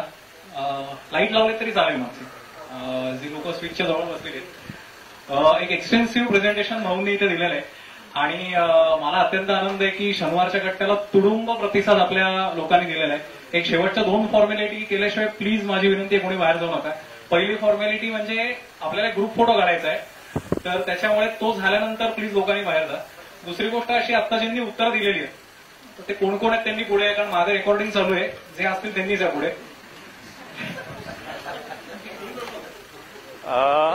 ज्यांनी उत्तर दिली ते वरती, आणि ज्यांना ते बक्षीस त्यांनी सांगितलं की मी डिक्लेअर केले, अशा लोकांनी पुढे आहे. पटकन आपण फेलिसिटेट करू, कारण हॉलची वेळ पण संपली आहे. तर एक फक्त 2 मिनिटं बाहेर कोणी जाऊ नका.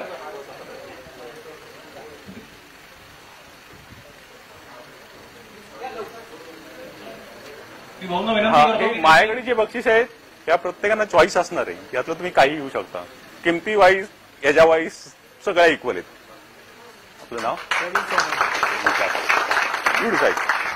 थँक्यू. सेंटर जो आहे ना तिथे मी शिकलो क्लायंट. अच्छा ओके गुड. थँक्यू आणि बहुतेक तुमच्याकडे मी शिकलो असेल. सर मध्ये मी शिकलो. ओके. पुढचं बक्षीस हे काय घेताय तुम्ही डिसाईड करा. 5 मिनिटाचा रोप आहे प्रोसेस म्हणून तुम्ही चांगला यूज करू शकता. काय घेणार तुम्ही डिसाईड करा. Okay thank you. यातलं यंग कोणी यंग यंग यंग अगदी यंग एक यंग कोणी आहे का अगदी यंग पाहिजे मला कोणीतरी. मी आहे. अरे कोणीतरी सांगा मी यंग आहे. ठीक आहे ठीक आहे. आणि माझ्याकडे अजून एक गिफ्ट वाउचर आहे. एक गिफ्ट वाउचर आहे.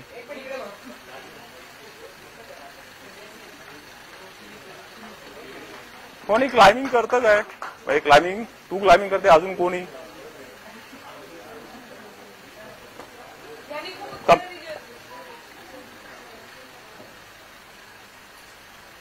Thank you very much. एकदा टाळ्या होऊन जाऊ द्या सगळ्यांसाठी. थँक्यू.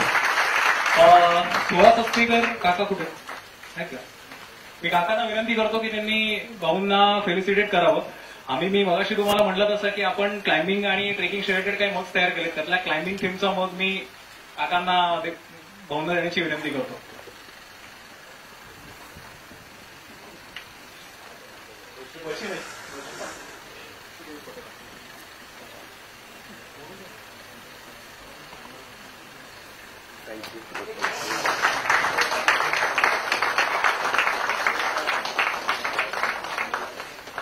ओके.